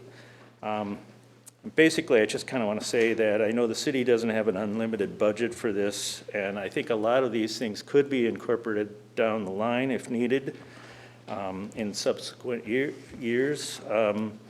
But I'm hoping that you can work through and install some of these. The The lighting is another one of those issues, is I look at everything from aesthetics, because that's where I come from. But my biggest problem with things like the lighting, I realize that there's parts that you want to have decorative lighting where you can hang banners and do some things like that, and maybe add flowers. As far as the actual look of a lighting fixture, 99% of the people will not ever look at the fixture itself. They only notice it because we are telling them, oh, do you like the look of that fixture? They disappear in your vision, and mostly you're looking at the roadway and what's down at ground level. You're not looking up at things. So that's another place where is 100 and whatever thousand, 200,000 in lighting is a lot to be talking about right now. And how far do you carry that? I think as far as the Cross Lakers, yes, we would like to see the decorative lighting, but there may be something in between, or not every light is that. You paint the lights the same color rather than the silver or something that direction. But overall, I want to thank the engineers and Tim also for all the work they put in on this and how much they're listening to us. I want to thank you guys for investing in the city and doing some adjustment and some better aesthetics to a project. It could just be a simple little thing, but thanks for all the work you guys do. Thank you, Jonathan. Thanks for what you do. Okay, let's try to go through this. First thing is the boulevard. We got 150 grand to put concrete in all the way. We got to give these guys some direction. So do we want to go with that, or do we want to go with dirt and possibly, I hate to say this, but add that later? I mean, if you're trying to knock a budget down? In my opinion, I think we should forget about the hardscape. Okay. Are you going to be cutting all that? I mean, this will fall on the city to cut and maintain, will it not? We'll have to take care of it, yeah. And then when they're talking about putting in these mounds and stuff, you're not going to be able to get a mower on there, are you? You're going to have to get a weed whip. A lot of it depending on how they mount, Okay. yeah. It all depends. Okay, that's Marcia's opinion. Aaron, what's Parks your will opinion? take care of it all. On the boulevard? Hardscape or dirt? I guess, I kind of like aesthetically, I like the grass, the sidewalk, and then a little grass or something like. Dirt. Yeah, Sandy? Well, I was leaning towards the stamped concrete, but after thinking about all of the expanse of cement and we are trying to, keep it as green and natural Dirt. as possible, so dirt. Jackson? Dirt. Right? Well, Dirt. We got 3 dirts and a concrete, and I'm gonna go with dirt right now, but, because as but- much of a pain as it is, we could. Marsh is a dirt. Oh, you Marsh are is a dirt? Oh, so we're all dirt? Yeah. We're all dirt. But can we, ask that, like you said, top of the line, topsoil? Absolutely. Yeah. I asked around the office, I know I said that a lot of times, dirt and weeds, but we don't want that. We're gonna do our best. There's salt-resistant grass. It How doesn't is that have to a be- thing? What's that? How is salt-resistant grass a thing? I have no idea, all the different, Let's not get in the weeds here, Jackson. No pun intended. Right? Okay, next. Right. Roundabout, the interior of the roundabout. Do we want electricity and water? Yes. Yes. Yes. Yeah, while you're building. Yes. 44 grand. Dirt and water. Lighting. Wait a minute, but do we want stamped let me, concrete around? I just want to clarify that, one of the things that No, Jonathan said stamped. is the apron cannot be stamped. Right. That where the trucks go on. Oh, okay. That cannot be, we did show that in one of our, I would say that it would can be look, colored, Okay. that would look good but not stained. stamped. Yeah, colored. That would look good colored. Will colored concrete fade? Yeah. Concrete, but not stamped. Okay. ridges. Yeah, but will it fade and it'll look just like concrete Do you in have a a preference on couple color? years? We can work on that We later. can work on We're trying to colors. I would tell you that Sorry. if you go down towards, if you go to College Drive or down by Ascension Yeah. West, that arena, they used a salmon coloring in the concrete. And it still shows up. It pretty looks fine. Okay, You can pick what you want. okay. But we don't have to pick the color right now? No. Okay. We just, it sounds like you want to do more than just grass. You want to do plantings and shrubs. Correct. Electrical, water. Correct. Yeah. We can work on that. That's- There's plenty within that we can do. Okay. So you got that. And the lighting. Next is lighting. I'm going to start with the lighting, and then we'll go down the line here. I would like you to take a look at maybe doing a half a dozen of the commercial lights, and then put 8 or so of the decorative lights. I don't know if that'll work or not. If we could cut that budget from 212 down to 150 or something, it'd help. That's my opinion. But I support the decorative lighting. I just don't know that we need all of them. I agree. Yep, That's a good point. yep, But you still want the banner hangers. yes, And flag poles. yes. And an outlet. On. I agree on part too. of them, is what you're saying? Well, but how much would it reduce the cost if we don't have the irrigation and the plant holders? Well, irrigation's not included in the plant Oh. holders. We need the little blue $250. lights, you know? For all of them, per each? Install. Yeah, So that's 25, $3,000. yeah. My opinion is that, once they're done, and we can't go back and change them. And I just think, Right. that main Yep. straightaway. Can I, Yep, can I ask a question? Because Yep. I know this crowd, and they'll chime in regardless. So, the one on the right has, that's called the Cobra head fixture. It's the same kind of fixture as one on the left. I'm just talking about the light part.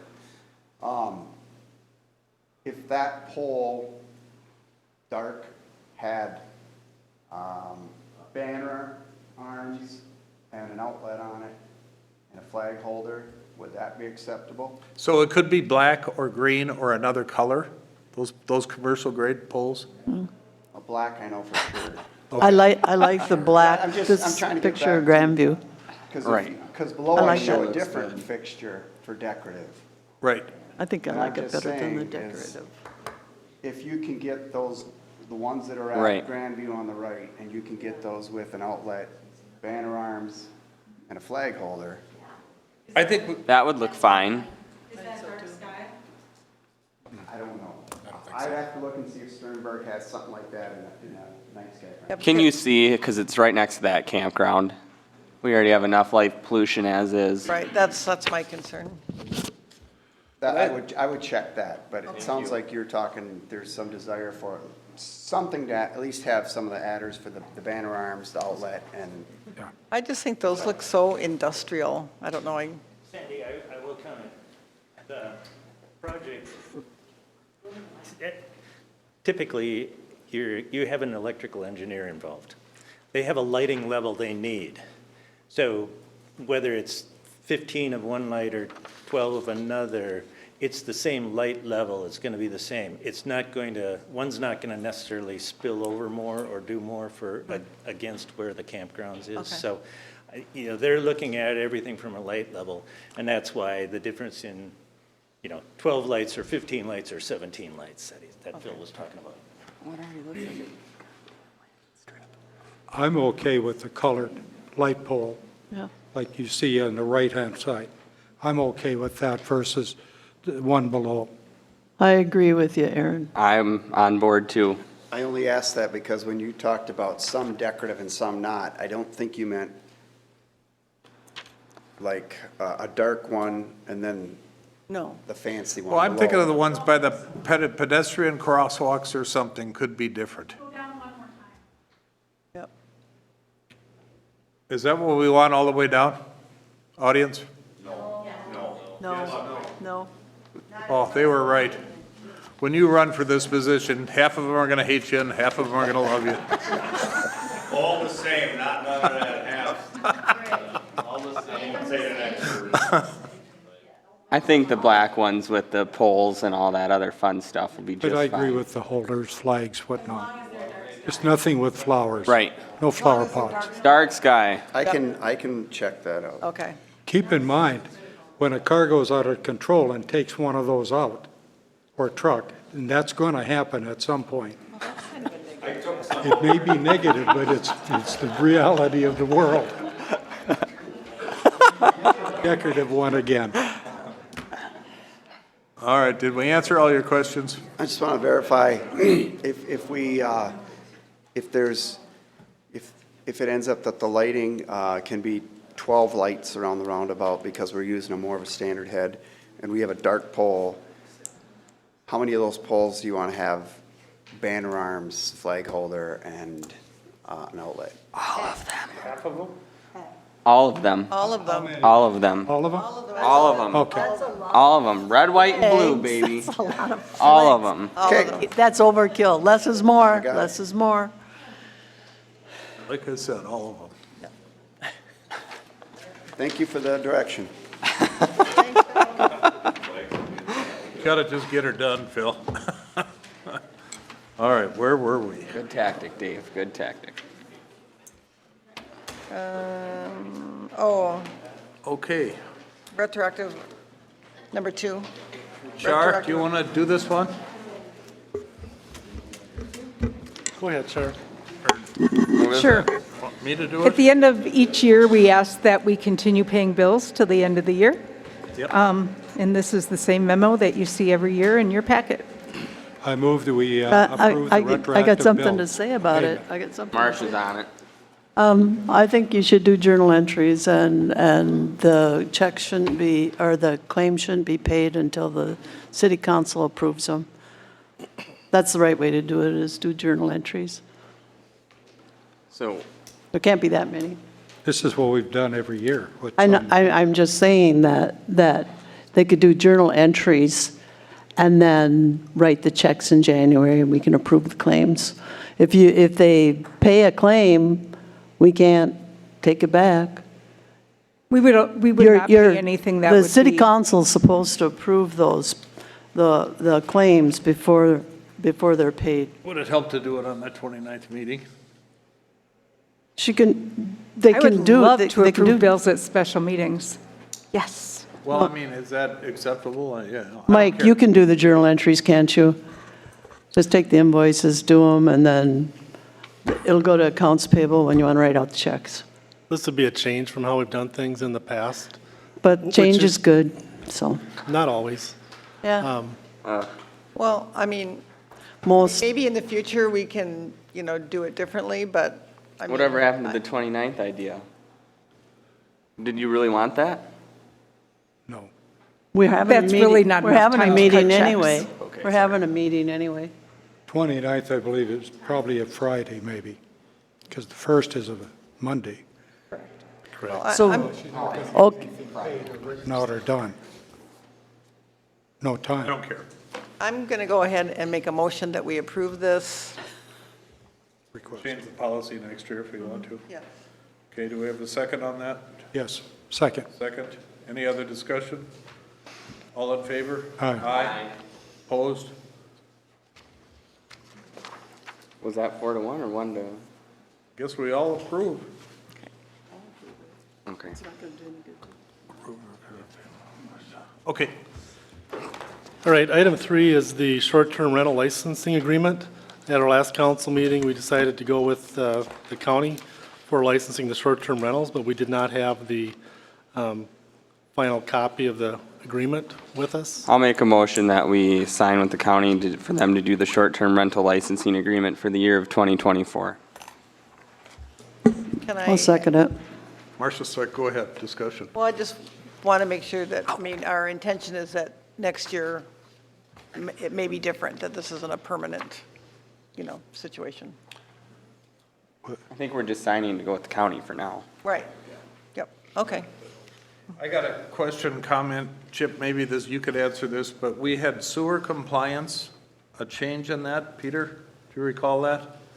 We weren't going to allow holding tanks that the county does. Are we going to do anything with that?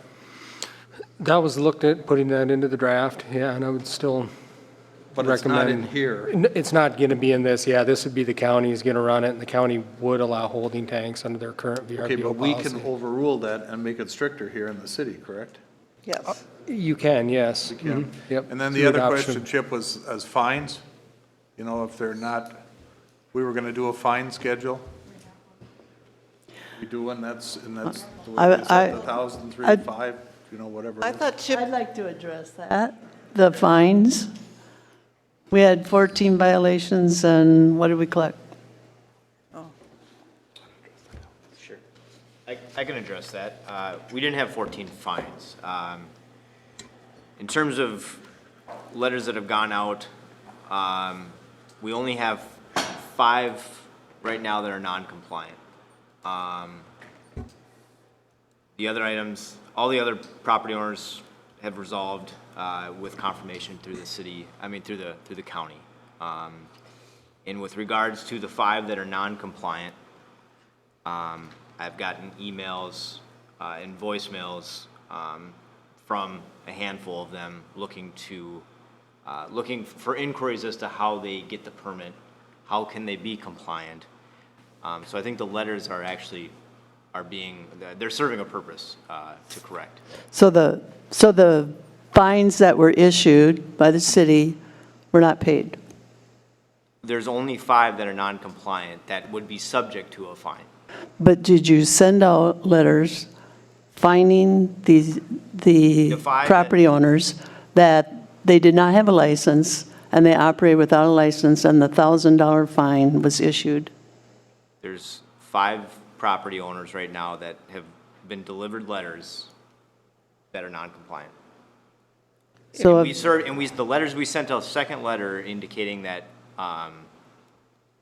today's council meeting, we would be able to have the fine applied to their property taxes, if I'm not mistaken. That's what the letters have indicated. And right now, So are they paying the fine or not paying the fine? They're just going to get a license. Is that it? Is that how they're becoming compliant? They're not going to pay that fine. So we've really not accomplished anything by putting these fines in place and then just say, oh, well, get a license. So you could have property owners out there saying, well, when I get caught, I'll get a license. Well, that's. Because there is no fine. I'm just saying. the we letter put- has gone out to say, do this or you're subject to a fine. Well, Now if we the- do a rule that you have to do it, why do we have to send them on a letter each time we catch them not doing it and say, do this, or you get a fine? Because they're, Say that Dick, again, I'm I'm gonna sorry. remember that if you ever pull me over. I thought we had sent out a letter to the people that did not have a license and said, the city is fining you $1,000 for violation. That's not entirely accurate. The 5 property addresses that I just indicated, we had sent a letter, we sent this Excel spreadsheet, I think to you, you've seen Yeah. it. Uh-huh. And there's 5 that are non-compliant. Those are at this stage, because they've been provided notice, and have said, if you're subject to the $1,000 fine. And now it's at this time that, what the letter has indicated is that the fine, that intends to certify unpaid fines to your property taxes. And that's where we're at. That's at this juncture. They're non-compliant. They've not paid the $1,000 fine. It's not happened. Okay? So now it's subject to certify to their property taxes. Okay, so, okay, Does that make sense? well, kind of, because if they were operating without a license, they were fined $1,000. Yeah, but you can't compel them to pay unless they pay it. And then if they don't pay it, the remedy is, the remedy. But where did the ones that were not complying, that did not have a license, why are they not paying that $1,000 fine for doing that? It's a great question. But it's due. Well, that's my question. It's due. Tonight, we are going to certify it to their taxes. No, but, okay, do we If have, the fine, there's a $1,000 fine, why aren't they paying it? right, I don't know why they're not paying it. But it is due, and if they don't pay it, it will be put on their tax. okay, where is That's it? the 'Cause don't basis we of have to this letter. certify by November, whatever? December 11th was the December today's 11th? meeting. That's the letter that went out to the various property owners if they were non-compliant that said, at today's meeting, tonight's meeting, it would be certified to the So property. from this day moving forward, if somebody is operating one without a license, they get a $1,000 fine. Yes, but they should be sent notification that they're non-compliant. Put it in the paper. It's not up to us to tell them what the rules are. It's up to them to know what the rules are, Well, you know what they're. right? They know that we're struggling with that here. To They serve a should- notice. and then you can apply the fine. So And next that's time I what we're get pulled doing over, tonight. you gotta give me notice that the speed limit is that. Well, No, in the ordinance, yes, you do. in the ordinance, it says you have to have a license. You don't have to give them notice that they should have a license. All we want is for people to play by the rules. I believe Yeah, I that's believe the right. county ordinance does say they will send a letter, and you have 30 days to comply. Well, we sent the letter. No, I believe the county ordinance says that. And then the county attorney handles it. And then if it's not resolved, then it comes to the city. There's steps involved in this. But the city did get 14 of them that And you that they were supposed to directed comply.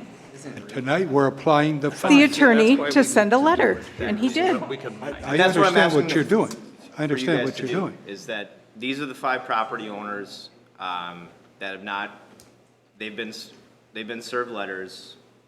To our understanding, they're non-compliant. The letter, clear as day, indicates that at today's meeting, we will certify for the property. Okay, where's the list so we can certify them? Say what? Where's the list so we can certify them onto their property Well, taxes? that was in that Excel spreadsheet that was sent to, I believe you were on there. I don't know if. None of us But that's why on this No, that was licensing, before. I never got anything. there's no fines, there's no septic Yeah. tanks, there's, holding tanks are still allowable for 20 people to Well, we're- live in a place. But we're doing our own ordinance. Well, but I thought we were gonna be able to adjust to the counties, make it a little stricter. Okay. Chip, Can can I, we- Chip, can can I we- ask you a question? What do you mean? Is it public information? I think it's Well, just my the understanding property is that we addresses. can't change the counties, but we can create our own city ordinance that creates more, strict adherence, or stricter rules. So, and I know you were working on that, and have you? Yeah. No. I haven't Okay. done That's anything over since here. Okay, last so- time. so I've had when- some meetings, but I haven't. Right. So when I you don't- have that I don't complete, determine the fee schedule, I don't do any of that, I'm just writing an ordinance. you're writing the ordinance, so when you have that completed, you're going to submit it to Alex? Correct. Okay. And then he'll review it. We have a Okay. year to figure it out and get it all done. Okay, but in the meantime, we can't, So we can't do anything different this year. You adopted the county, but I thought the city we could create, an additional ordinance. you'd have to ask him on that, I'm not sure. Alex is, So if you give Alex just a minute, what he's doing is he's sending us the most current version of the 5 that we can certify tonight. And we'll be asking for a motion to follow through with what we, Is that our We're fee directed schedule, to or do is at that the last county's meeting. fee schedule? okay? The So be patient. $1,000, is that the county's schedule? or No, the- that's not, That's ours? I don't see it on here. That's what I mean, so I don't understand what we're talking about here. on the fee schedule. Okay.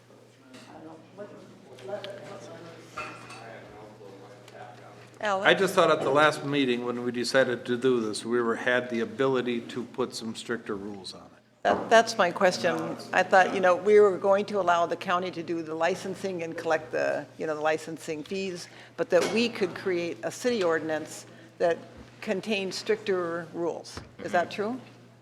Well, I guess at the last meeting, my understanding was, I guess what I was tasked to do is, who was non-compliant, send letters to indicate to them at this December 11th, we would be certifying for the property tax. No, That- no, I'm talking about in addition to that, What happens in January then? Do we have to certify each month? We have to certify the ones that are If non-compliant? they're non-compliant, yeah, I mean, it's a certification process. It's just like, we've waited so long to put our own ordinance, I don't think you can create one today to adopt on top of it, because what they have in place, we can't change it in the middle of the year. we can't, have stricter rules about septic We probably would have planned that a little bit earlier. Dave? but you're going to do the the safety? Can we do that? The inspections? We'll work on it, yeah, I don't have all the They answers. were right asked now. to work on, was the inspection part. Okay. You and Brad met with Gary and Chris last summer and asked him that question, if we could have our own ordinance on top of their ordinance. Right. There you are. What was their answer? I don't recall. Okay. I thought that we could. That was what I did too. That's how I thought we left it last meeting. but we'll dig into that. Okay, It's gonna be another year, folks. You Okay, have 5 so- of them? So you have 5 of them that Alex is recommending for certification tonight, current as of about 2 minutes ago. Yep. So TJ, do you want to put those addresses up on the screen and you can, You can go into, see that's where it says resolved, on the bottom tab, you'll see non-compliant on the bottom left. Yes. These are the property owners that have been delivered notice. However, I will indicate, looks like the, so Clark and Emily Vanna. Matilla. That was the one I had just, they've only been served one notice. And same with the, it looks like, I think it's the Rose property here. Or no, never mind, it's just the Brian Thompson property and the Matilla property are the only ones that have been served just one notice. Because I know we had indicated that, Mike, when there was a few of them, that we sent a second letter in indicating that it was gonna be applied to their, certified for their property taxes. Because they were non-compliant after receiving notice. These other ones, Brian as well as that Matilla family, those ones were just say, hey, you're non-compliant. And then on the far right, you can see the status in which they've, like the Matilla property, it says on 11/30, there's an email from Matilla forwarded to the county for for compliance. You said there's 3 properties we're going to certify tonight. So I have Sean and Kim Stahl, Joshua and Melissa Rose, Daniel and Jane Rose, and then Chad Dixon, Those 3. those 3. I move we certify those 3 to the, put their fine to their property tax. I'll second that. Any other discussion on it? All in favor? Aye. So you mean every month, we're going to have a list of people that we're going to have to certify? Well, I'm gonna get notification, I mean, our office gets notification from the county is to say, hey, these are, I mean, that's how it's, since I've been implemented into this is how the process has worked. Or Mike has let me know, and then it's, okay, a notice goes out. You have until X date to be compliant or you're subject to a $1,000 fine. That's what we've done. And at that time, we would send a notice that would says at the next hearing, we'll do what we just did tonight. I don't understand it. If the city requires a building permit to build something and somebody builds it without it, they've got a 10 times the permit fee fine that they put on them. Because that is a city ordinance. So if the city creates an ordinance about short-term rentals, But it's my understanding that we haven't adopted an ordinance, and I'm just. We haven't yet. yeah. I guess it's like rehab. It's a 3-step process. 4 steps. I haven't been through that process. Can I ask Alex if you would just check into whether or not we have an option to create our own ordinance above and beyond what the county? Of course. Thank you. Usually it can be stricter, not less strict. So usually you can go deeper into it. Thank you. Okay, let's move right along. Shar, could you provide us that list that you certify? Is this what we just approved here? Will you, It's a licensing will you agreement. provide us? We saw it up there. I would like it in my packet. That's done. Should ask Shar, did we vote on approving the county ordinance? Did we vote on that? No, Yeah, we did. we did. Yes. Okay, good. I would just like to have that list so I can put it in the packet. Yes. I know he has it, but you must be going to get it. If I get it, I will give it to you. Okay, next, we have, are we ready? Yep. Accept resignation of planning and zoning administrator and approved advertising to fill his vacancy. So Peter Ganson, in his short stint here with the city of Cross Lake, is moving on. Peter, we're gonna miss you. Well, thank you, But thank good you. luck to you. Appreciate it. Thank you. You've been an asset to our program. Absolutely, and we'll be here till the end of December. My office door and phone is definitely open if you want any updates on the zoning things. There is a ordinance amendment that's coming through the Planning Commission right now, but that won't see your guys' desk for another probably month and a half or so, so depending on that outcome. But I appreciate the opportunity to serve the citizens of Cross Lake, and I've enjoyed working with the Cross Lake team, the Planning Commission, and the council, and the citizens of Cross Lake, and plan on continuing to do so till the end of December. And maybe it made my beard a little bit grayer in those short 2 years, maybe, but it's all fun and a lot of good projects, good friends, and I expect to keep a lot of relationships as the work will be regional in nature. So, thank you. Thank you, Peter. First of all, I'd move that we accept his letter of resignation. I'll second that. All in favor? Aye. Aye. Opposed? Second, we need to advertise, and how are we going to go about it, and what kind of salaries and stuff are we going to put on it? Well, we have to do that now. Well, we have to advertise. That's what's on the, So we're going to go through the salaries and how are we going to do it and all that now? were you having something on Monday, or going to be asking for something on Monday?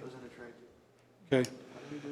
Monday, he's going to be asking that, For my staff. for his staff.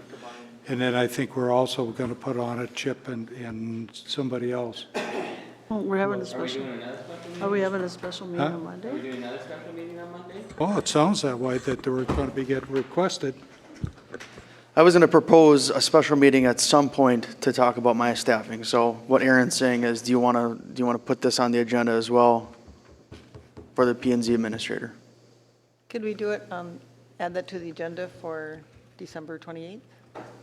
Is that too long? We'd also like to discuss a recommendation to hire a Public Works heavy equipment operator. We don't want to wait so long and lose our applicant. We still have yet to do 2 interviews tomorrow, but you know how competitive it is out there, and we don't want to lose a potential candidate, so. That's correct.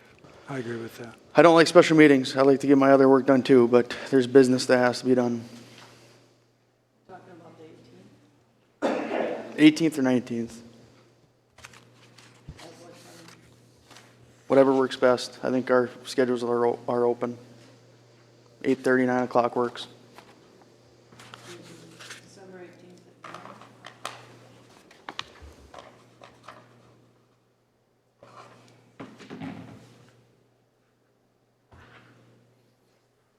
Works for me, works for you. Obviously not for you. Right. What did we say, the 18th? Mm-hmm. 9 a.m.? Sandy, when are you leaving? Tomorrow. So she will not be at it. No, I won't be here. You gonna Zoom? I don't think so.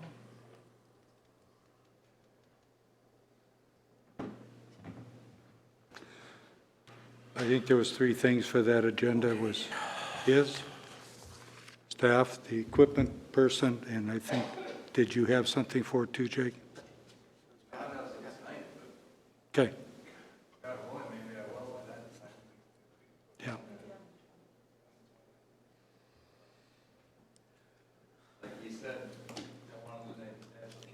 That's why I'm asking. Well, so how about, okay.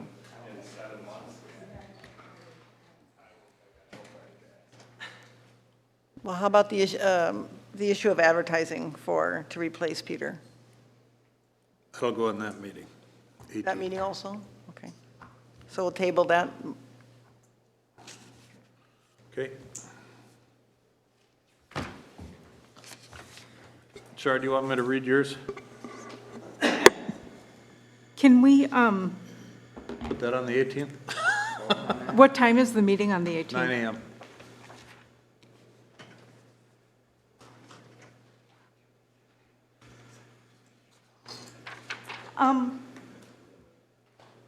I don't think so. Can we just address it now? Yeah. So do you want me to read it? I don't think it needs to be read. Okay, so I'm just I have I have no problem with it. I mean, she's I have here. 3 days of vacation. I'd The rather end- see it here. I would, so. The union contract says you forfeit it, or She's he- whatever, but she has 3 days to. She's here day in and day out, and if stuff doesn't get done, it doesn't get done. Nobody else picks up her slack. Well, oh, But she's not gonna forfeit it, she's just gonna take it off, and that, I'd rather. Okay. Do it for one, we'll be doing it for them all. So that's Marcia, how do you feel about that, Aaron? That's not. I'd rather just pay her and move on.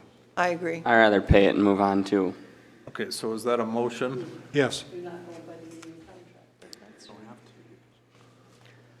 I'd like to make a motion that we pay Char for her unused vacation. Second. Okay, I don't know, Marcia, if we're gonna get in trouble with the union. We haven't had a conversation with them for a while, so. All in favor? Aye. Aye. Opposed? Opposed. I think she should take their vacation. No, I think we need her here. All right, I'll take. I wish you could take your vacation, It's 3 days. but nothing's gonna, it won't get done, the work won't get done. All right, we're on item 6 under my report, unless you want to take this one too, Dave? No. All right, thank you. So what you have in front of you is, we've all been talking about earned sick and safe time. So what that means is if you're an employer and you have part-time employees, they generally don't qualify for sick time or earned sick and safe time benefits, vacation basically, or going to the doctor or whatever. So there's a new rule in place, and we've got a couple choices. So under the new rules that are effective at the beginning of next year, we need to notify our part-time staff, which is basically some of TJ's staff and all of CHIP's staff, because paid on-call firemen qualify for this. So basically what it works is, if you fall into that category, you're eligible for a minimum of 1 hour of earned sick and safe time for every 30 hours worked, up to 48 hours. So Chip and I sat down and we looked at the number of hours, and we came up with some not real big numbers. So what we're recommending is there's a couple ways you can do this. Because the minimum is 48 hours, you can work up to 48 hours, you can earn up to 48 hours. A lot of people were concerned with how do we keep track of this? So there's a couple different methods. One is you have the option to front load the system, saying, okay, we're just going to say there's 48 hours, and you can use that during the year. If you don't use it, then you can carry it over in any unused hours in the next year up to a maximum of 80 hours. The other way you can do it is if you front load it, you can front load the maximum of 80 hours carryover, and then there's no obligation to pay it out at the end of the calendar year. So the third way of doing it is just accrue it as it's earned, because we don't think these folks that fit in that category are going to hit those maximums. The other challenge you have with that is you have full-time employees that are already earning a benefit higher than what this requires, so you don't have to change that. But what you can do is you can do what's called, there's a lot of different terms for it, but you can kind of blend it into what you already have. You don't need to go change your union contracts, is my understanding, with memorandums of understanding, because this is a law that supersedes what's already there. So what you would do is you would take those you would kind of do a cross-designation method. Say, those first 48 hours of your sick time that you're using is used to fulfill this requirement for your full-time staff. So the council has a couple decisions to make. Seems pretty clear that you'd want to keep track of it as you use it, and you'd want to apply the cross-designation method as stated in the statute for full-time employees that are already earning a benefit above what is required. You could put that into a policy. There's a sample policy attached to that information. So what we're looking for is direction from the council, which way you'd like to go with that. And we'll put it into a policy and get it notified. I'll make a motion that we cross-designate the first 48 hours and then to let Susan Hanson, our labor attorney, know that and have her draft a policy for the city of Fairfax.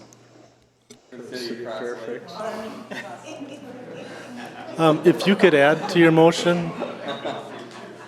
I went back 40 years. So with that, you'd want to identify not front-loading and keeping track of the I'll second that for part-time Cross Lake. staff. I do not, So wait, Mike was looking for some clarification. You want to keep track as their earned hours, right? Right. yeah, don't Keep want to, track I as don't want to accrued. front-load it, All right. no. Yeah, I agree with Sandy. Okay, so that's a motion. I think we should have advice from Susan too on that. Yeah. I do have her advice, and that is it. Oh, great, thanks for So- checking with her. Yeah. Okay, so that's a motion and a second. All in favor? Aye. Opposed? Motion Now, what- carries. Did we vote on Marcia's motion, or, Martians, yes. which was given 48 hours at the front end? No. No. Okay, okay, To cross it. then I'm on. The employees that are getting the Then I agree with one day a month, that the 48 hours goes towards this E ESST. Okay. I think it's, they earn 1 hour for every 30 hours they work. Correct. That's the minimum.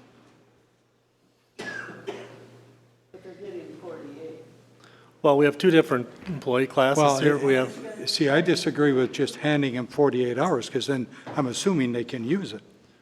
that's correct. They can And use We're not it. Use it, suggesting we don't do get it that. back if they don't They, earn it. they can use it, and they also get paid out at the end of the year for it. Let them get paid out at the end of the year. I'm fine with that. But they should I'm just accrue it. saying. I think they should accrue it first. That's, yeah. That's what the motion was, yeah. That's, I think, what. I didn't that's understand what the motion was. That's my fault. Cross-designate. The employees now get 1 day a month. I think it's 1 day a month, if I remember right. As long as you understand Yep, it, we I'm do. okay. We'll make it So work. you need to contact Susan and have her do a policy for us, and then we're going to take care of that at the We just December, whatever meeting. But this is The just a policy, we're letting her know what we want to do. formal policy then. I think we're all on the same page, we're good. Okay, 7, Mr. Lannis. All right, we're on item 7. And we've been talking about health insurance for a long time. And one of the sticking points was there was a change, what was considered a change in the level of benefit. And that was the change in the deductible was one of them. And the other one was the change in the out-of-pocket maximum for a non-network provider. So what we were directed to do was to work with all the bargaining units, which we did, and get them to agree to the change of that. For accepting that change, the city will increase make a market value adjustment to the HSA account for the amount that the deductible changed, 200 for a single, 200 for, 400 for a family. The impact of that is the city will pay an overall premium of about $7,100 a month. So that's a good thing. So there's 4 bargaining units. They're all listed in there for your reference. And we'd like a motion for each bargaining unit to accept that arrangement. And then we'll do that first. Do you want 4 motions? 4 separate motions, because there's 4 different agreements there. I move that we approve Agreement F7A as submitted. I second. MINP? Right, we got to do each Yeah. one of them individually. That's, Okay, Well, I went by the, I Yep. don't know. okay, all in favor? Aye. Aye, opposed? I Motion ma- carries. Huh? I was just going to rifle them off. Okay, go. I make a motion that we agree to memorandum agreement F7B to MINP. I second. All in favor? Aye. Aye, I'm- opposed? Go ahead. I make a motion that we agree to the memorandum of agreement for F7C to ASME. I'll second that. All in favor? Aye. Aye. Motion carries. I'll make a motion that we agree to memorandum of agreement F7D for the Teamsters. I'll second that. All in favor? Aye. Aye. Motion carries. Now, the second part of the question under number 7 is you need to direct staff to provide notice of cancellation to the existing provider and execute the contractual documents for the new provider, for the new insurance program. I'll make a motion that staff notify what'd you say? Sorry, Mike. To notify staff to cancel. Yeah, cancel the other agreement and to certify the new one. Yep. Second. All in favor? Aye. Aye. Opposed? Motion carries. And So smart there. we made Harlan sit. It was good. So thank you, Harlan, for being here. We made him sit through. You want to come up, Harlan, and say anything just because you're here? No. Thank you. Thank you. I've already notified the Minnesota Health Care Consortium that you were probably going to do what you just did. You give Mike permission to sign a new letter from Medi-Cal, we're done. And Harlan, I want to thank you for bringing this to our attention. I mean, you dug into it and got some good information for us, so thank you. Okay. I'm getting used to seeing rates are going down. Thank you. Thank you, Harlan. Thank you, Harlan. Commission reports. TJ. Fee schedule. All right, item 1, I'm going to try to keep it quick here, folks. Item 1, I have a couple fee schedule changes. Most of them regarding pickleball rentals, you see them listed, and then the pickleball fees, day pass from $4 to $5, and the membership from $50 to $75. So I just need a motion to approve that. I've looked them over, they seem reasonable, so I'd like to make a motion to accept the fee schedule. Second. Okay, any other comment? All in favor? Aye. Aye. Peter? Opposed? Peter, can you make sure the planning commission gets theirs in for this next one too, for January? Yeah. Thank you. In other words, we have to discuss it this coming meeting, that's what I'm saying. Yeah, it'll be on the Agenda, okay.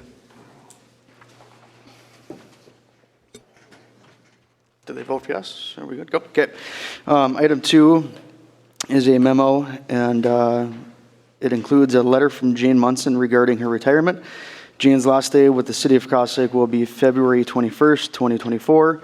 Jane has been with us for over 22 years and has welcomed hundreds of thousands of patrons at the front desk of the community center. On behalf of the Parks, Recreation, and Library Department, we thank Jane for her service to the community and wish her nothing but the best as she starts this new journey with her family. That's awesome. We're just looking for a motion to approve her notice of retirement. I'll make a motion to approve her retirement notice. Second. Can I just ask, are we going to do any kind of a, recognition for her? It's or- in the works. I've already Okay. started brainstorming, and I'll work with Shar to put something together. Okay, great. Okay, all in favor? Aye. Motion carries. All in Now, this is part of what we're going to discuss Monday? Correct. Okay. It's kind of a big deal. Both her and Michelle will be leaving us, so it's going to be some big shoes to fill. So I want to make sure we do it the right way. Okay. My third item here is regarding the Polaris. I have good news. We received one sealed bid, but it was over the minimum bid. The minimum bid came in at $15,121. The Ranger has since been paid for and is no longer in our possession. Fantastic. Congratulations. Good. All right, item number 4, pickleball courts. Thank you to the pickleball folks for sticking with us. We have a good following. I just want to say the pickleball community has been growing substantially since we put those 6 courts in. I have been in constant communication with them since I've started here in Cross Lake, and I've been really just shocked at the growth and just the atmosphere that the pickleball community brings to our department. And I just want to say thank you to Peter and some of the other folks in the audience. Steve, he's taken over half the reins from Peter. So it's a pretty tall task between the Pickleball Association and just working with our department. There's a lot of things going on, a lot of things behind the scenes, working with scheduling and so on and so forth. So Regarding some new courts in Cross Lake, we've been talking with Bolton and Mink and with my commission in expanding some of our park amenities regarding some parking lots, a parking lot, ice rink, warming house remodel, and along with that, some additional courts. We are meeting with Bolton and Mink on the 20th of this month to kind of start that proposal and see where everything fits, how much everything costs, so on and so forth. Behind the scenes, the pickleball community has, noticed the influx of players. We have over 240 players this year, just members. That doesn't account for the day pass goers and the people who come during our off-scheduled times. So they're recognizing the use. They're waiting, 20 people are waiting to rotate in on any given day. So we would like to pursue some fundraising efforts. I've already had some folks give me a check, and that's why I wanted to call this meeting, because before we really start hammering away, or they start hammering away on these donations, I want to make sure that the council's on board, give them the nod to go out there and fundraise the money. We really don't have a limit or really a threshold to exceed or to meet with these donations. It's still kind of up in the air. I think we'll get more information from Bolton and Mink with this report that we're going to get. We can kind of set something, but my main goal is to give them the nod to go out there and collect some funds, and we can kind of work with them as we proceed with Bolton and Mink. Is there a percentage or something that you're shooting for, TJ? I'm going to kind of hold off on giving them a firm percentage as we continue to work with Bolton and Mink. We're going to get some numbers on how much those additional courts are going to cost. I have an idea. I just don't know if I'm ready for you all to give that set percentage. Just for little information for the patrons here, our goal is to use these donations and use the revenue that we're bringing in from memberships, day passes, tournaments, lessons that we provide to cover the back end of what these courts would cost. We may have to maybe dip into park dedication, but I want to do everything we can to not put this on the taxpayers, the levy. Perfect. That's our goal. Great.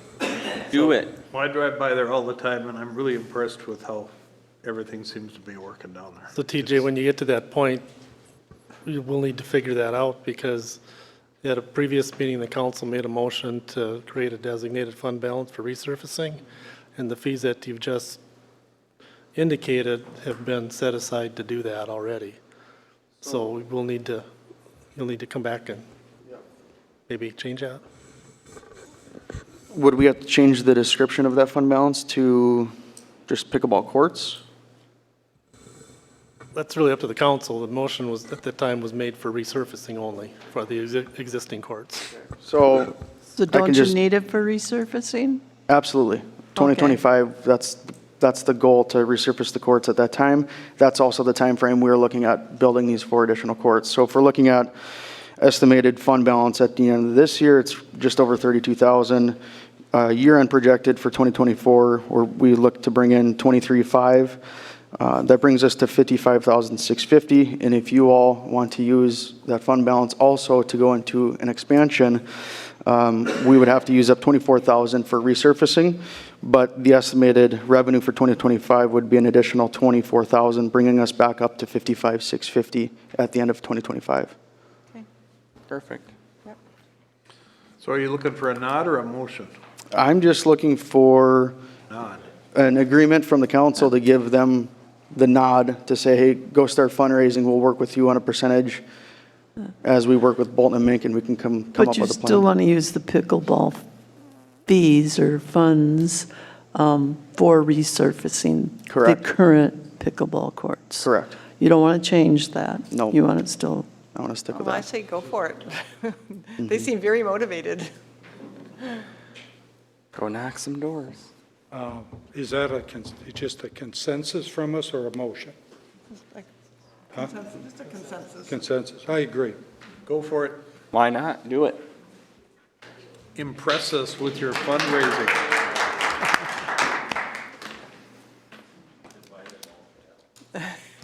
I have one. You can skip me. That's all I have, unless you have questions for me. Well, thanks, TJ. No, thanks, TJ. Okay. Chief? The only thing I have is we have, I think it's 5 or 6 old AEDs that have been kind of hanging around the office for probably a little over a year. They were serviced last year, all up to date, and then we got donated new ones that we put into service. So I want to declare the old ones surplus, and we have reached out to some of the area first responder units and Lakes Area Rescue. Actually said that they would appreciate to take those off our hands. just I gonna guess. give it to them? Yeah, we'd just like to donate them to them, but they didn't cost us anything. They were donated to us. I want to get them out there where they can be of use in our I will make a motion to community. approve that. Second. Thank you. All in favor? Aye. Aye. Opposed? Motion carries. Thanks. Okay. All right, Mr. Mayor, council members, we have ready to declare our 2013 Chevrolet Tahoe surplus so that funding can go towards our 2024 command vehicle that was on order and in the budget. So you're going to sell it? Or? Yeah, I move we approve the auction, sale of the 2013 vehicle. I don't know if it'll be an auction, but it's, But sale of it. I second that. thanks. Is that a Facebook kind of thing, or how do you sell that? First, I'll try to do it through other departments that need it, and if it doesn't get to the. And leave it equipped as is and go? Correct, if it doesn't go well there, then I'll strip it and take it to the auction. Okay. All right, we got a motion, a second. All in favor? Aye. Aye. Thank you. Opposed? Motion carries. Who made the second? Thanks, Chip. I say I did. EDA, Mr. Gahn, can I put you on the spot? Isn't it? Patty and I did meet about this. I don't know, do you have anything to say about it? Yeah, you don't, oh, I don't know, this. Yeah. Yep.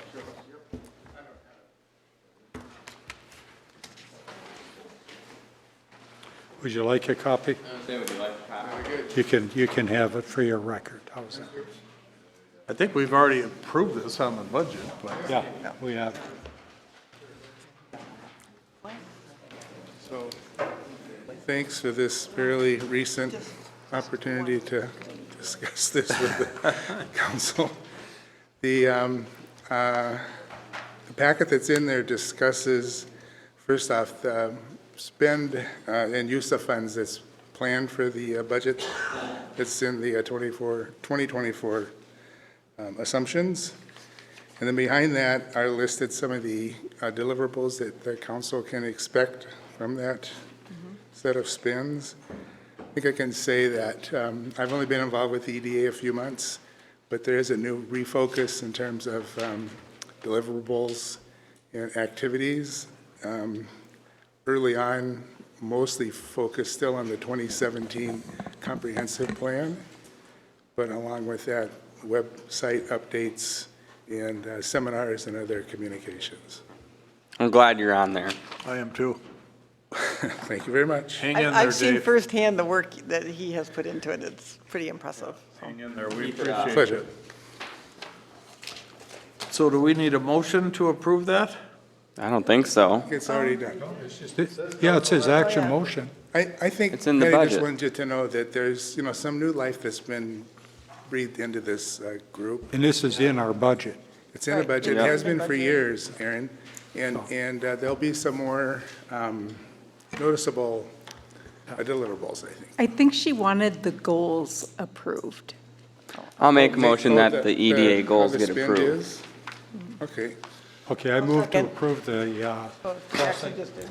we did? Jackson just did. Oh, Okay, we got a motion and a second. All in favor? Aye. Aye. Thanks, Dave. Opposed? Thank you, Dave. pleasure. Motion carries. no, you can have it. I got enough paper. Phil, did you want to talk about your couple things there right off the bat? Nagel crazy and. Oh, sure. Chip seal? So the chip seal, I want to get to first. This was, the city has partnered with the county to do chip sealing for year one and road improvements. It was brought to our attention by Pat, I think via TJ, that community center parking lot could be chip sealed as well, since we are, it's in a good condition to be that way. We reached out to the county. They said we could do that if the city wanted to do that.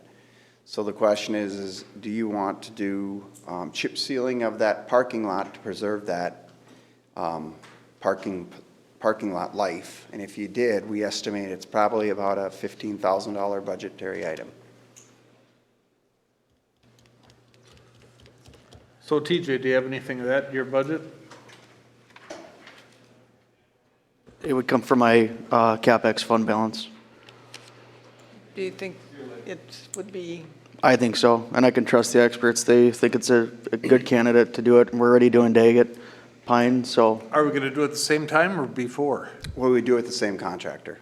Oh, the same time though? So they do them both? Yeah. Different rock? But Yeah, maybe a different rock, a smaller rock, but what this doesn't include is there's a lot of striping on the parking lot, so the project would resurface the parking lot, but you'd still have to paint it.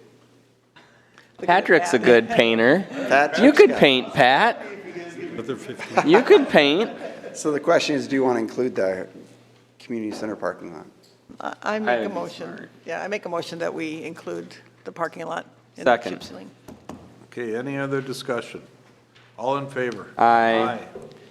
Opposed? Okay, and then Motion carries. the next thing is on the year one road improvement, we're doing a mill and overlay of Daggett Pine. It's about 2 miles. And the city wanted to assess, or leave the opportunity to assess that. So we talked about hiring the appraisal firm. They gave us a quote, which is in your packet, to do an appraisal of the project area, to provide an opinion of market benefit that you would use to determine a range to assess properties along there. And they would. That's their the $1,800 is their cost to do that work, and they would do it in 4 weeks. How many properties are on that 2 miles? Do you I have don't you know. count it? I You didn't haven't count it. This is the same group we used with the previous road improvements. So how is that going to work with the 40-acre chunk that the Lutheran Church owns on that property? How are you going to assess that? Well, what you did on the previous one is you did it based on lots. You didn't do it based on front footage or anything. So if someone had a 50-foot, 100-foot lot with one driveway, or somebody had 7 acres, they got one assessment. So they got 40 acres. I'm just tell you what they did in the past. It is one.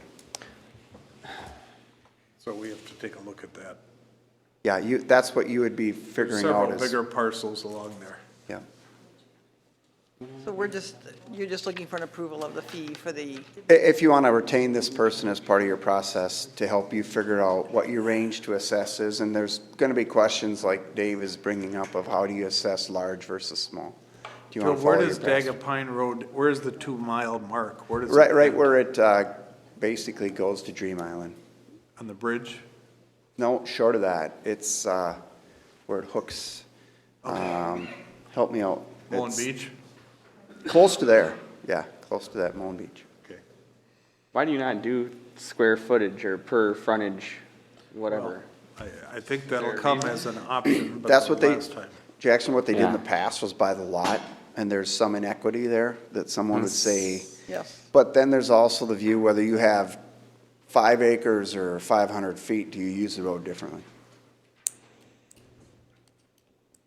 But That's doesn't why it, you doesn't get, it, that's why But you that get. option will come up later. Yeah, after they we'll come discuss back, that. But we're not answering that. This is the person that will give you the opinion of market benefit. Marcia, could you repeat that while I turn my recorder on? Okay, so make a motion, or did you? no, not on this. So Motion to approve, Nagel? Yes, I make a motion to approve NATO to do the assessment. Second. All in favor? Aye. Aye. Is that all I have? Is the rest yours? No, you got this, the bill, the final bill? Doesn't that Pat have Oh, more? is that bad? Okay. Put him on the spot. I like it. Well, I should. He throws me up here.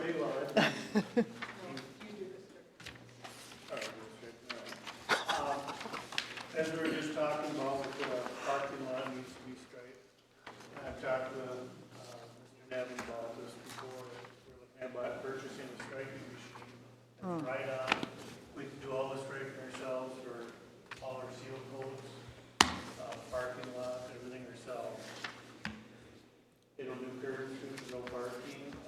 You don't have that picture in here, or the, No, I apologize, I did not bring it. so you had two options on that. Right. there One was One that was 13 17 something, and then one was 21 or 22.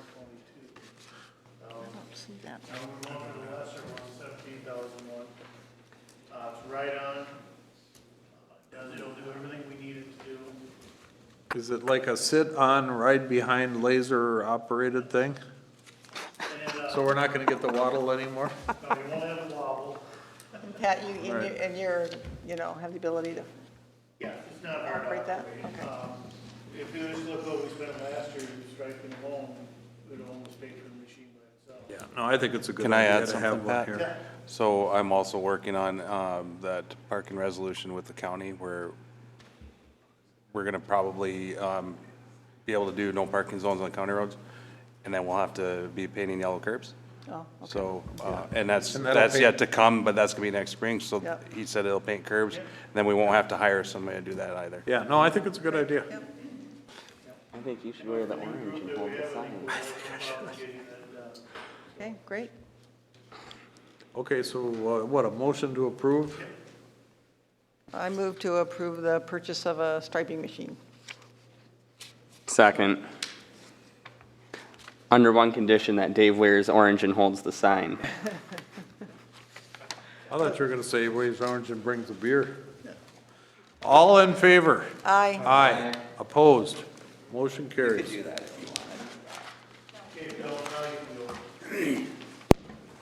This item is final payment on the 2022 road improvement project. Essentially, it was done last year. They didn't get the turf established to our satisfaction, so we worked with them all year. It got established, so we're paying the 5% retainage on the project, which is $32,231.84. So we're recommending final payment to Anderson Brothers in that amount. I'll make a motion that we approve that contract payment. I'll second that. Why is it to Anderson Brothers? That's not Casper? The Anderson Brothers did the 2022 road improvement project. We won't final Casper till September of next year. Okay. Okay, so we got a motion, a second, all in favor? Aye. That carries. Thanks, Bill. Public forum, action may or may not be taken on any issue raised. If council requires more information, time for consideration, this will be placed on the next agenda. I just have a quick question for Mike, or O'Connell. Where are you at on the trail? How's that coming? Not to put you on the spot, but Didn't want to go first. Mike O'Connell, 34088 White Oak Drive, working with the Lake Foundation, explore the trails throughout the Cross Lake community. And last week I was notified that through Sourcewell, we received a $5,000 grant for wayside placement that could be used as signage to show where trails go, mileage markers, benches for resting, anything for helping a part of that. So we got that through Sourcewell, through the Greater Lakes Association of Realtors, just for the 2023 out of 41 applicants. The top 6 got picked and we were one of them. Fantastic. So, a little wrap up there for the end of the year, and we will be applying for that again next year. I'll probably met with TJ that as I'm working through the trails, we have to spend that by the end of June of 2024. So if I'm not in a place that there's a trail spot to use it at, that we'll put it part of our existing trails that we're connecting with. So that was good as you kind of learn as you go on these kind of things. I've been having weekly meetings that have opened us up to quite a bit bigger can of worms than I ever expected, but for funding purposes through Wood, Smith and Nolting's grants, they talked about having a master plan, 5-10 phases over a long period of time that we could hopefully look at going further with the county and the city into surrounding townships and such. So I just met with TJ this week to talk about that. I talked with Tim Bray by phone this morning and was like, as we continue to do the road plan that was submitted, I got a copy from Mike Linus. I think year 2 is coming into Harbor Lane up by Bayview Lodge and Boyd Lodge. And then that road actually connects into Ideal Township. So if that would be our low-hanging fruit to get outside the city limits, work with the neighboring township, and connect resorts and recreation, from Harbor Lane, residential, recreation, 16, County Road 16, to West Shore Drive, an existing trail.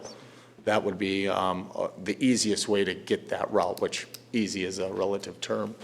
It's not going to be easy at all, but that's what we'll be looking at doing at different phases to open us up to Region 5 funding, larger grants, and keep the ball moving down the court.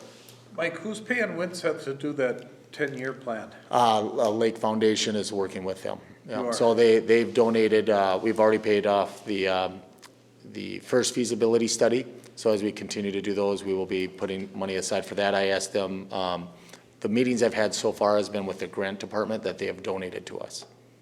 So. Okay. Sweet. Well done. Yeah, thank you. Keep it up. Appreciate it. Thank you. Thanks, Mike. Anybody else? Not seeing anybody, we'll close public forum. Old business? I have something. Probably won't go anywhere, but my understanding is we have 2 attorneys that are interested in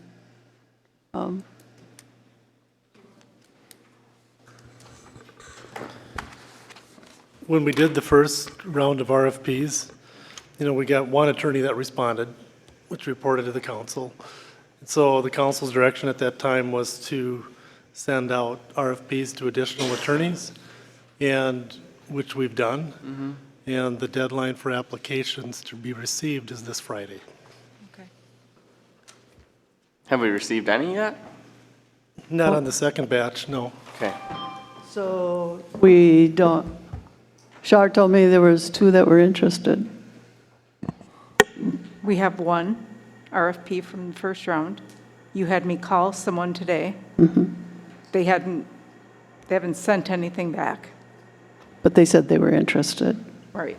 So maybe we want to put those. So the 2 deadline is Friday So hopefully they for send it them by to Friday. submit something, Are we if they want talking, to. we're talking about the city attorney? City attorney. Well, is Alex one of the people interested? I'll be submitting something to Sharp. Okay. Thank you. Cool. I should know this, but did we ever up the pay of the part-time employees? Or did we say we were going to push that back? We're I can't working on that. remember. Okay. Okay, old business, nothing else? Motion to adjourn. Any I new have, business? Oh, I go have ahead. old business, please. Okay. Regarding that report, I just wanted to clarify some misstatements that Michelle spoke about Okay. in that report. She stated that we did not have personnel files, and she did speak about some mishandling of filing and files and record retention. I don't know where that information came from. I asked her in an email the day after the council meeting, and she has never replied to me. So I just want you to know, as city clerk, my duties include acts as the designated responsible authority under Minnesota Government Data Practices Act for the collection, storage, use, and dissemination of local government data, and responds to inquiries and information requests as appropriate, works with appropriate staff to maintain compliance with record retention schedule. Also acts as human resource coordinator for new and current employees, keeps personnel files in order, helps with recruitment, responds to employee needs or complaints. So I felt that was a direct hit at me, that I'm not keeping these records, and I just want you to know those records are intact. The paper picked up on that. They reported that in the news, and I want that clarified. And also, she never once, I spoke to her on the phone for 2.5 hours. She never asked me anything about records. Never asked me if I had files like that. Isn't it, that you would put that Very in the odd. report? And that's why I responded to her immediately the next day. And like I said, she has yet to answer me. So, we also, and I know I talked to you guys about this too, but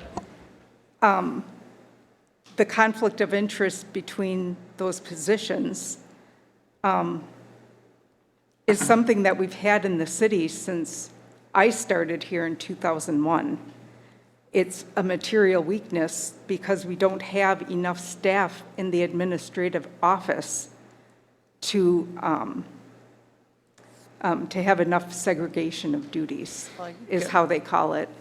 And it's been in our audit report since I've started in 2001. So I just wanted to bring that up again, that. Well, then maybe we should work to remedy that. Yeah, I think that's what the intent here is. Right, and when I started, there were 4 people. Right. In We're that office. realizing that, Sharon, Yeah. that's why we're, Yep. yeah. And and Michelle did tell me that you guys would absolutely hire an assistant between me and Cheryl. Well, I don't know that she has I the know. authority to And tell us that. she had me create, and send her a job description. Which we never saw. It's odd because I don't remember I know. ever agreeing I know. specifically Just that. saying. If I may, I That would be don't, nice. I don't know how she could promise something like Twilight Zone. no. If I may, I do have one comment on the conflict of interest. Mike's. Aaron. If I may, I do have one comment on the conflict of interest. And I did talk to the council, the full council at our budget meeting, and did offer to explain the conflict of interest, segregation of duties, what all that means from an audit perspective and what she was referring to.